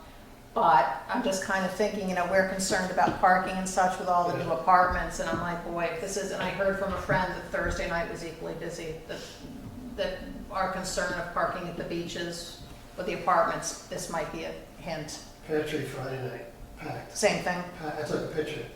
Entire beach was packed. Yep. How about the parking lot?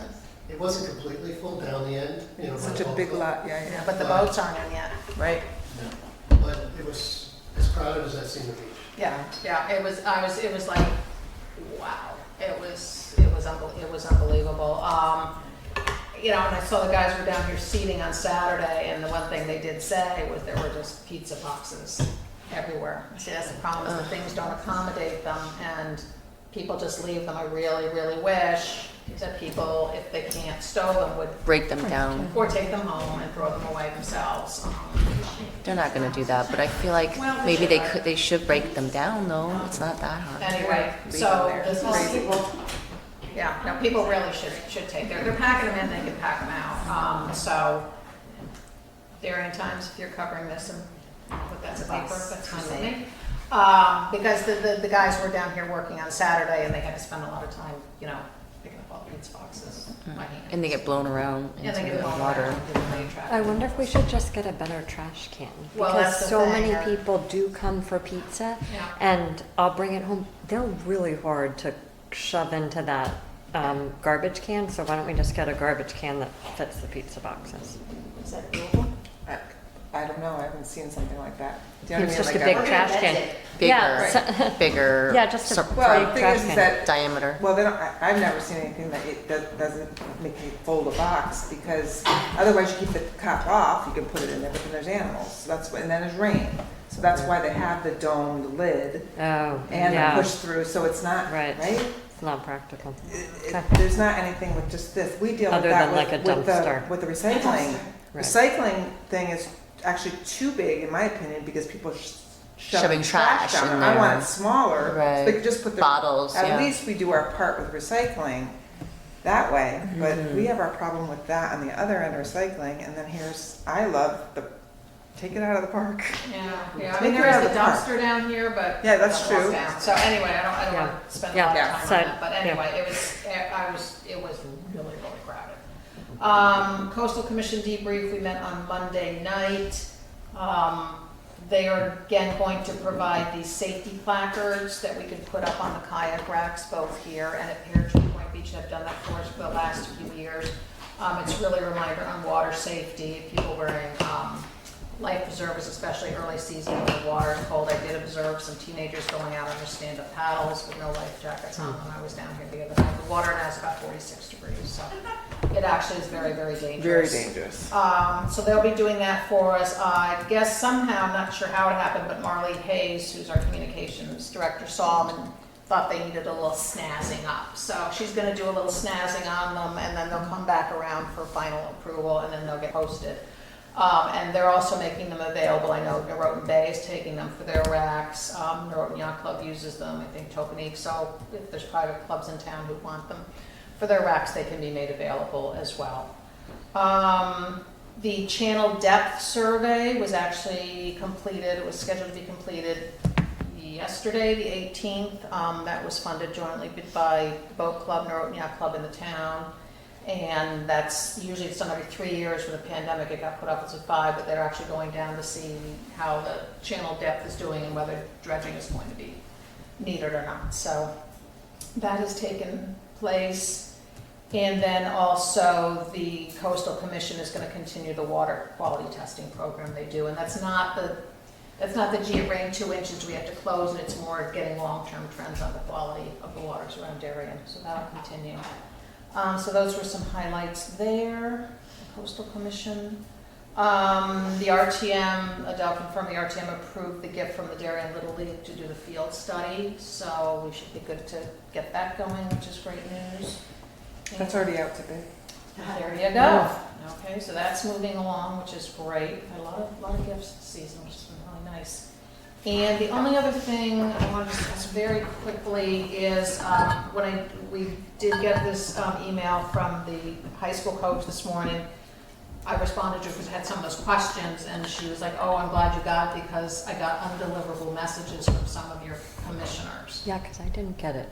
So that's what I wanted to confirm. I think So- because our email so- addresses are still the town. Well, that's ones. what I wanted to just really, Oh. so Cara, your town email is working or you're not using it? No, I am getting my town emails Okay. now, so I don't know why I didn't get But the you didn't get, tennis okay, but thing. you're using your town Janet, you're Yep, and I'm not. gonna test So it one more Janet's we time. need to update. I have Janet, I have. It's you. not on the website. Not on the website, gotcha. Okay. Does it I'll need give to it- be on the website? Because that's like my personal email. I know, That's but- why you have, that's why they give you the That's- test. Why they give you the town email? I know, but I thought they didn't want us to use the town one. I wanted to use the town one. Oh, really? I know that they reached out to people and said They it doesn't gave seem up, like that's you're right. using it. Do you want to? I do You use, shouldn't have your personal email on no, that. yeah. No, I did use it. I just didn't, Okay. You gave it I, up. I gave it up because I thought They told us they were not. they, you know, it was a good way to Right, save they were money or asking something, people, But yet they yeah. gave Jim one. Yeah. I mean, that's right, but the thing is And was that, I the only person that gave it up? Mary Louise, you don't use it either. Correct. Okay, so here's the thing, is it's really appropriate that our constituents are able To contact reach us, us. yeah. Yep. So that means providing an email, so either unfortunately your personal one has to do, or some people, if for whatever reason, there's a lot of RTM members who don't use it. Well, can I get my town one back?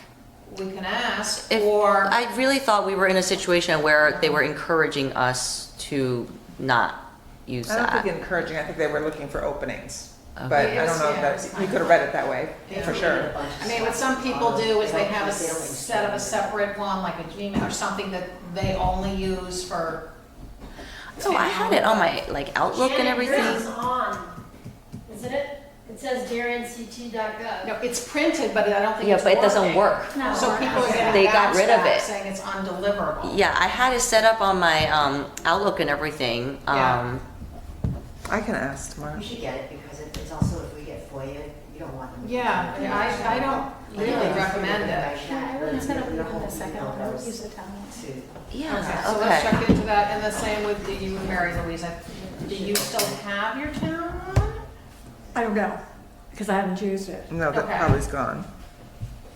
Okay, but if we put it back, because otherwise we really should be publishing again one of your personal, which, I didn't want to do it without talking to people, that's why I'm bringing this up. So who do we talk to if our emails, if we're having to get a new email or? Linda O'Leary, Go to Linda O'Leary. Linda O'Leary, okay. Yeah, she's. So In the should I select- email her? in the selectman's office. Should I email her again? Well, or- Cara, your question is to help you fix it, right? Because you never gave it Mine, up. mine I think is still working, but I didn't get that tennis thing today didn't was get the only tennis thing, but I'm getting Pam's emails. Okay. I'm not online right now, but I did test it a week ago and it was working. Jen, I can get in touch with her about Mine. setting yours back up. Okay, great. And then Mary Louise, you think yours was discontinued?